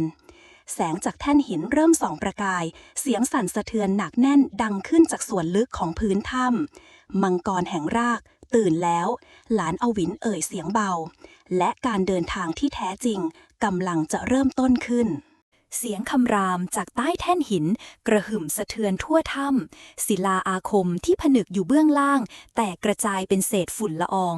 แสงสีทองเจิดจ้าเปล่งประกายทะลวงความมืดจนถ้ำทั้งถ้ำสว่างเรืองรองจากส่วนลึกของโพรงหินเส้นแสงคล้ายเส้นสายเลือดสีทองไหลทะลักขึ้นมารอบร่างของหลานอวินพันรอบแขนขาค่อยๆแทรกเข้าในจิตใจและร่างกายเขาราวกับสิ่งมีชีวิตที่เฝ้ารอการกลับมาไปเหรินเบิกตากว้างเขาขยับเข้าไปหาแต่แรงกดดันจากพลังโบราณผลักเขาให้ถอยห่างโดยไม่ทันตั้งตัวอวินเขาเรียกชื่ออีกฝ่ายด้วยเสียงร้อนรนแต่หลานอวินไม่อาจตอบได้ร่างกายของเขากำลังรับพลังขนาดมหาศาลเข้าสู่จุดตันเถียนเสียงหัวใจเต้นโครมครามดังไปถึงภายนอกเส้นเลือดใต้ผิวหนังเรืองแสงสีทองมังกรเงาทองปรากฏเหนือศีรษะลอยวนช้าๆและแผดเสียงคำรามสะเทือนถ้ำจากแท่นหินกลางถ้ำเสียงหนึ่งดังก้องขึ้นอีกครั้งสายเลือดของราชามังกรอวีได้ฟื้นคืนแล้วผู้ถือชะตาเจ้าจะเลือกแบกรับภาระแห่งรากหรือจะสลายสิ้นในพลังนี้คำถามนั้นไม่ใช่เพียงประโยคที่เอ่ยขึ้นหากแต่เป็นคำตัดสินหลานอวินกัดฟันแน่นความเจ็บปวดแล่นจากต้นคอไปสู่ปลายนิ้วทุกเส้นเอ็นเหมือนจะระเบิดแต่แววตาเขามั่นคงไร้ซึ่งความหวาดกลัวข้าเสียงเขาสั่นแผ่วก่อนจะเปล่งชัดเจนยิ่งขึ้นข้าจะเป็นผู้นำทางของมังกรข้าจะไม่หนีจากโชคชะตาสิ้นคำเสียงคำรามจากมังกรทองเหนือศีรษะก็เปลี่ยนโทนเป็นเสียงประกาศชัยไม่ใช่คำรามแห่งอำนาจอีกต่อไปรากแห่งมังกรแก่นแท้ของวิญญาณในยุคต้นกำเนิดแตกหน่อจากใต้พื้นถ้ำเสาแสงทองสาดขึ้นสู่เพดานเหนือศีรษะร่างของหลานอวินลอยเหนือพื้นปีกมังกรโบราณคู่หนึ่งปรากฏหลังแผ่นหลังบังเกิดลวดลายเกล็ดทองเล็กละเอียดไล่จากคอถึงแขนขาพลังที่โอบล้อมเขามิใช่เพียงแค่พลังของมังกรแต่คือสติปัญญาและความทรงจำทั้งหมดจากเหล่าผู้นำมังกรในอดีตการถูกปลุกคืนสู่ร่างของเขาในชั่วพริบตาขณะที่พลังกลืนกินทั้งโพรงถ้ำแรงสั่นสะเทือนเริ่มขยายวงกว้างถ้ำที่อยู่เหนือหุบเหวเริ่มแตกร้าวไปเหรินตะโกนเอาหวินออกมาจากตรงนั้นในที่สุดพลังโบราณก็สงบลงแสงจางลงอย่างรวดเร็วปีกมังกรที่แผ่กลางก็หบเข้าหลังหลานอวินตกลงยืนอยู่กับพื้นอีกครั้งดวงตาเขาฉายแววแปลกไปราวกับไม่ใช่เพียงเขาอีกต่อไปแต่เป็นเขาพร้อมเสียงอีกหลายร้อยในจิต ข้าได้เห็นทุกอย่างเขาพึมพำไม่ใช่แค่ความลับของสายเลือดแต่รวมถึงความผิดของอดีตและผู้ที่ทำให้โลกเกือบดับสูญไปเหรินเข้าไปพยุงเขาดวงตาทั้งสองประสานกันอีกครั้งเจ้าจำอะไรได้ไปเหรินถามเบาๆหลานอวินเอ่ยเพียงคำเดียวที่ทำให้หัวใจของไปเหรินสะท้านข้าจำเจ้าได้แล้วเบื้องนอกถ้ำเริ่มถล่มเศษหินตกกระทบพื้นเป็นระยะแต่คลื่นพลังที่เปล่งออกมาจากร่างของหลานอวินกลับผลักเศษหินเหล่านั้นลอยออกห่างโดยไม่แตะต้องเขาหลานอวินยืดตัวขึ้นก่อนจะจับมือไปเหรินไว้แน่นพวกเราต้องรีบกลับยานหัวต้องรู้เรื่องนี้ก่อนที่ศัตรูจะเคลื่อนไหวก่อนเราไปเหรินพยักหน้าทั้งสองพุ่งออกจากถ้ำที่ถล่มลงเบื้องหลังเสียงมังกรคำรามแผ่วสะท้อนก้องจากความลึกสุดท้ายก่อนที่ทุกอย่างจะเงียบสงัดเส้นทางเบื้องหน้าคือสงครามที่ไม่ใช่แค่ระหว่างมังกรกับมนุษย์แต่คือสงครามของความทรงจำกับคำลืมเลือนและผู้เดียวที่จะปลดปล่อยอดีตจากพันธนาการได้มีเพียงผู้สืบสายเลือดแห่งรากเท่านั้นหลังจากถ้ำโบราณถล่มลงเบื้องหลังทั้งหลานอวินและไปเหรินใช้พลังเหินหาวโบยบินกลับจวนยานหัวด้วยความเร็วสุดๆลำแสงสีทองบางจางจากร่างของหลานอวินยังคงเปล่งประกายอ่อนๆราวกับกลิ่นอายของสายเลือดมังกรยังไม่ยอมหายไปง่ายๆเมื่อเท้าแตะพื้นจวนยานหัวร่างของหญิงชราในชุดคลุมขาวที่เคยเลื่อนรางก็ก้าวออกมาต้อนรับพวกเขาดวงตาของนางทอประกายลึกซึ้งคล้ายรู้ถึงสิ่งที่เกิดขึ้นทั้งหมดในที่สุดเจ้าก็ตื่นยานหัวเอ่ยเสียงแผ่วหลานอวินชะงักเล็กน้อยเขามองสบตานางโดยไม่หลบข้ารู้แล้วว่าตัวข้าเป็นใครและกำเนิดของข้าเกี่ยวพันกับสิ่งใดบ้างเขากล่าวด้วยน้ำเสียงหนักแน่นแต่เจ้ารู้หรือไม่ว่าความรู้เช่นนั้นอาจนำหายนะมาสู่เจ้าด้วยยานหัวถามกลับอย่างไม่ลังเลไปเหรินขมวดคิ้วหายนะอะไรหลานอวินเพิ่งได้รับพลังจากรากมังกรกลายเป็นผู้สืบทอดแท้จริงของเผ่าพันธุ์มังกรมิใช่หรือยานหัวพยักหน้าช้าๆก่อนจะหยิบหินผลึกสีเขียวใสจากแขนเสื้อแล้วเหวี่ยงเบาๆกลางอากาศผลึกนั้นลอยคว้างและฉายภาพเรืองแสงขึ้นกลางห้องเป็นภาพในอดีตการพายุสีเลือดถาโถมเมืองยักษ์แห่งมังกรถูกเผาผลาญด้วยเปลวเพลิงสีดำมังกรทองนับร้อยถูกล่าและตรึงด้วยโซ่อาคมเสียงกรีดร้องดังก้องไปทั่วกลางภาพนั้นมีบุรุษในชุดสีขาวสะอาดผมยาวมัดสูงในตาแดงฉานรอยยิ้มเยียบเย็นเหมือนปีศาจบนใบหน้าเขาคือผู้ทำลายตำนานของมังกรในอดีตการยานหัวกล่าวผู้ที่เคยเป็นผู้ถือรากเช่นเดียวกับเจ้าหลานอวินเบิกตากว้างภาพตรงหน้ากระตุ้นความทรงจำลางเลือนในจิตใจให้ผุดขึ้นเสียงหนึ่งสะท้อนมาในหัวเขาหากเจ้าตื่นเร็วกว่านี้อีกเพียง100 ปีโลกคงล่มสลายก่อนแล้วเขากัดฟันแน่นเขาเห็นเขาในความฝันหลายครั้งแต่นึกไม่ออกว่าเขาคือใครเขาคือเฟิงจิงจอมราชันผู้หักหลังพันธสัญญามังกรเมื่อ1,000 ปีก่อนยานหัวกล่าวเขาเคยเป็นมิตรของข้าเป็นอาจารย์ของเจ้าด้วยในอดีตการอาจารย์ไปเหรินหันขวาบมาเจ้าหมายความว่าใช่ยานหัวพูดช้าๆเจ้าคือผู้กลับมาเกิดใหม่ของหลานอวินแห่งยุคโบราณราชันเลือดมังกรที่เคยทรยศด้วยการล้มล้างบัลลังก์ของตนเองเพื่อปกป้องโลกจากเฟิงจิงหลานอวินยืนนิ่งมือข้างหนึ่งกำแน่นจนเล็บจิกเข้าฝ่ามือ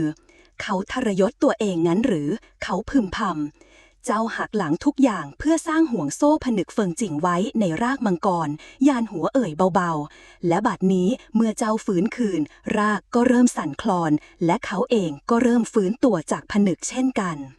ไปเหรินจ้องหลานอวินนั่นหมายความว่าการตื่นของเจ้าก็คือสัญญาณของสงครามครั้งใหม่ใช่ยานหัวพยักหน้าเจ้าต้องตัดสินใจในไม่ช้าว่าจะยอมแบกชะตาอีกครั้งหรือปล่อยให้มันทำลายโลกใบนี้Dads หลานอวินนั่งนิ่งอยู่กลางห้องหลังจากยานหัวถอยกลับไปทิ้งเขาให้อยู่กับความเงียบงันไปเหรินเดินเข้าไปใกล้นั่งลงข้างเขาเจ้ายังมีค่าไม่ว่าเจ้าจะเคยเป็นใครหรือจะต้องเผชิญกับอะไรน้ำเสียงของไปเหรินหนักแน่นอย่าคิดว่าเจ้าต้องแบกทุกอย่างคนเดียว หลานอวินหันมามองสบตาเขาสายตานั้นนิ่งและลึกซึ้งราวทะเลที่เคยพัดผ่านพายุหลายร้อยปีเจ้ากล้าหรือไม่ที่จะก้าวเข้าสู่สงครามของอดีตการกับข้าไปเหรินยิ้มบางข้ากล้าตราบใดที่เจ้าคือหลานอวินของข้าแดดเมื่อดาวมังกรเริ่มเคลื่อนที่ผิดทิศในท้องฟ้าเมื่อคำสาปใต้ผืนแผ่นดินเริ่มแตกซ่านทุกอย่างเพิ่งเริ่มต้นเท่านั้นรุ่งเช้าของวันถัดมาท้องฟ้าเหนือจวนยานหัวมืดครึ้มแปลกประหลาดคล้ายว่ากลางคืนยังไม่ยอมถอยจากขอบฟ้าและดวงจันทร์กลับปรากฏพร้อมกับดวงตะวันลางร้ายที่เหล่าผู้มีพลังลี้ลับรู้ดีว่า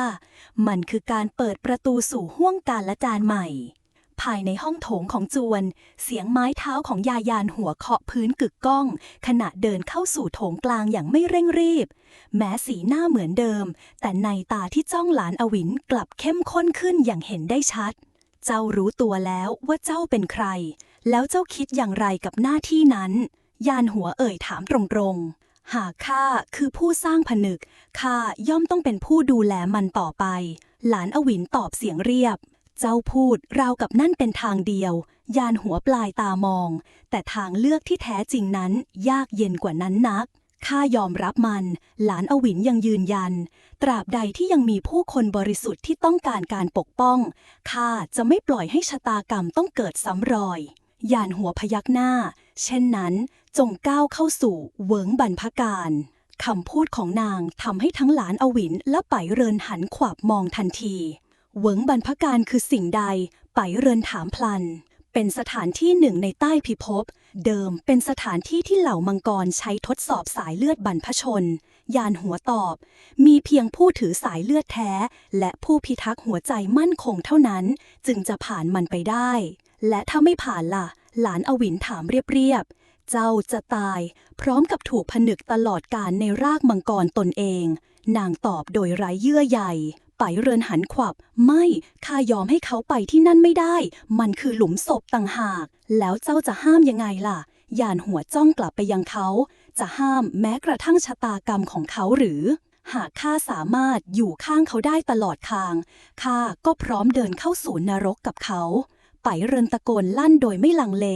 หลานอวินหันมามองน้ำเสียงที่เขาเอ่ยจึงแผ่วเบา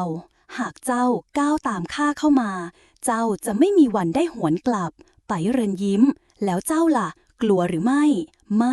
ข้าแค่กลัวว่าจะพลั้งมือฆ่าใครสักคนที่ไม่ควรตายอีกครั้งเหมือนในอดีตหลานอวินตอบในคืนเดียวกันนั้นทั้งสองคนออกเดินทางจากจวนยานหัวมุ่งสู่ยอดเขาเฟิงเหยียนซึ่งเป็นจุดตัดของผืนดินกับรากพลังมังกรใต้พิภพเมื่อถึงยอดเขากลางป่าโปร่งเหนือหุบเหวที่ไม่มีแสงดาวผืนดินแยกออกเผยให้เห็นช่องทางหนึ่งที่ทอดลึกลงไปยังความมืดอันไร้จุดสิ้นสุดนี่หรือคือทางเข้าสู่เหวิงบรรพการไปเรินถามเบาๆหลานอวินพยักหน้ามันจะเปิดเพียงคราเดียวเมื่อดวงจันทร์ซ้อนทับดวงตะวันเราต้องไปเดี๋ยวนี้หรือไปเรินถามอีกครั้งแต่หลานอวินไม่ตอบเขากลับเดินตรงเข้าไปในเงามืดที่เบื้องหน้าทิ้งทุกแสงสว่างไว้เบื้องหลังไปเรินกัดฟันแน่นก้าวตามเข้าไปไม่ลังเลทันทีที่พวกเขาทั้งสองย่างเท้าเข้าสู่ปากถ้ำแสงทุกดวงดับวูบและเสียงกรีดร้องโบราณก็ดังขึ้นพร้อมกับเปลวเพลิงสีทองที่แผ่ซ่านจากผนังโลกทั้งใบของเหวิงบรรพการไม่ต่างจากมิติในความฝันบรรยากาศเย็นยะเยือกแต่กลับอบอุ่นในความรู้สึกหินลอยกลางอากาศบันไดลอยเชื่อมจากชั้นหนึ่งไปยังอีกชั้นหนึ่งเบื้องหน้าหลานอวินและไปเรินพบเขาคนหนึ่งบุรุษในชุดโครงงังกรดวงตาสีทองเจิดจ้าเฉิดฉายคล้ายหลานอวินเมื่อครั้งยังอยู่ในร่างเทพยุคก่อนเขายิ้มให้หลานอวินเจ้ากลับมาแล้วข้าเฝ้ารอเจ้ามานานแสนนานจากและการทดสอบสายเลือดแห่งมังกรก็เริ่มขึ้นข้าเฝ้ารอเจ้ามานานแสนนานเสียงนั้นกังวานก้องในห้วงมิติของเวิ้งบรรพการบุรุษเบื้องหน้าคล้ายหลานอวินในทุกสัดส่วนทั้งใบหน้าแววตาสีผมจนแทบแยกไม่ออกว่าใครเป็นใครไปเหรินขมวดคิ้วแน่นเผลอก้าวมาขวางหน้าเจ้าคือใครอีกฝ่ายเพียงหัวเราะเบา ข้าคือเขา และข้าก็คือส่วนที่ถูกลืมของหลานอวิน คือเศษเสี้ยวของดวงจิตที่หลุดออกมาตั้งแต่เมื่อครั้งผนึกโลกมังกร เจ้าคืออดีต หลานอวินเอ่ยเสียงเย็น ข้าคือแก่นแท้ ดวงตาทองสว่างวาบ และเจ้าคือเปลือกที่เลือกจะลืมทุกสิ่ง ถ้าเช่นนั้นหลานอวินเหยียดยิ้ม เจ้าจะต้องถูกกลืนคืนเข้ามา ไม่ใช่ยืนแยกตัวอยู่เช่นนี้ หาไม่เจ้าก็จะถูกกลืนโดยข้า อีกฝ่ายเงื้อมมือขึ้น และรอบกายก็เริ่มหมุนวนด้วยเศษความทรงจำเก่าๆ ภาพการทำลายโลก ภาพเลือด ภาพมังกรล้มตาย และภาพเด็กคนหนึ่งถูกฝังทั้งเป็น นั่นมันไปเหรินเงียบเสียง สีหน้าซีดเผือด ข้าเคยทำสิ่งนี้ลงไป หลานอวินพึมพำเบาๆ ความทรงจำเหล่านั้นเจ็บปวดเหมือนมีเข็มนับพันเล่มจิ้มทั่วร่าง เจ้าสร้างผนึกจากความกลัว จากการฆ่าผู้บริสุทธิ์นับพัน และใช้เด็กผู้นั้นเป็นแกนกลางในการสังเวย เสียงของอดีตตนเองฟาดฟันเข้ามา ไปเหรินก้าวเข้ามาจับมือหลานอวินแน่น นั่นไม่ใช่เจ้าตอนนี้ เจ้าในวันนี้ไม่เหมือนเดิมแล้ว แต่สิ่งที่ข้าทำในอดีตก็ยังเป็นความจริง หลานอวินกล่าวด้วยเสียงสั่น ดวงตาสีทองของอีกตนมองจ้องอย่างเยือกเย็น เจ้าคิดหรือว่าแค่สำนึกผิดแล้วจะลบล้างได้ทุกอย่าง เจ้าไม่มีสิทธิ์เลือกเส้นทางใหม่ จนกว่าเจ้าจะเผชิญหน้ากับอดีตทั้งหมด รวมถึงข้า ฟุบ ม่านหมอกสีดำแปรเปลี่ยนเป็นสมรภูมิ มังกรโบราณจำนวนมากลอยกลางอากาศ เสียงคำรามกึกก้อง ราวโลกทั้งใบกำลังสั่นสะเทือน นี่คือบททดสอบ เสียงของเวิ้งบรรพการกระซิบจากรอบด้าน หากเจ้าฆ่าอดีตตนเองได้ เจ้าจะได้รับพลังของบรรพชนคืน และปลุกผนึกอีกครั้งได้ด้วยเจตนาใหม่ แต่หากเจ้าพ่ายแพ้ เงาร่างเหล่านั้นล้อมรอบ เจ้าจะกลายเป็นปีศาจร้ายที่โลกต้องผนึกอีกครั้งเช่นเดิม ไปเหรินก้าวเข้ามาจับมือหลานอวินแน่น ข้าจะไม่ยอมให้เจ้ากลายเป็นเช่นนั้น ไปเหรินอย่าเข้าไปยุ่ง หลานอวินยกมือห้ามทันที นี่เป็นศึกของข้าคนเดียวด้าเสียงคำรามของมังกรดังลั่น ทันทีที่เงาร่างอดีตพุ่งเข้าใส่หลานอวินพร้อมกรงเล็บพลังวิญญาณเพลิง ตุ้ม หลานอวินรับการโจมตีไว้ด้วยโล่พลัง แต่แรงสะท้อนมหาศาลก็ผลักเขาจนกระเด็นไปไกล เขาปาดเลือดจากริมฝีปากก่อนกระซิบเบาๆ พลังนี้มันคือความเกลียดชังในตัวข้าเอง อดีตตัวตนพุ่งเข้ามาอีกครั้ง คราวนี้พลังระเบิดล้อมรอบร่าง ทั้งเปลวไฟสีทองและหมอกดำของจิตสำนึก แต่ในวินาทีนั้นเองจำไว้ว่าเจ้าไม่ได้เดินอยู่คนเดียว เสียงของไปเหรินดังขึ้นอย่างแน่วแน่ ก่อนเขาจะเรียกพลังน้ำแข็งแห่งตระกูลไปมาสร้างบาเรียไว้ด้านข้าง เปรี้ยง คลื่นพลังของอดีตถูกหักทิศไปเพียงเสี้ยววินาที และนั่นคือโอกาสเดียวที่หลานอวินต้องการข้าไม่ใช่คนเดิมอีกแล้ว เจ้าคือข้าคือเจ้า เขายื่นมือออกไปไม่ใช่เพื่อโจมตีแต่เพื่อโอบรับเจ้าทำอะไรอดีตของเขาคำรามข้าจะไม่หนีอีกต่อไปข้าจะยอมรับเจ้าทั้งหมดไม่ว่าเจ้าจะเจ็บแค่ไหนชั่วแค่ไหนหรืออ่อนแอเพียงใด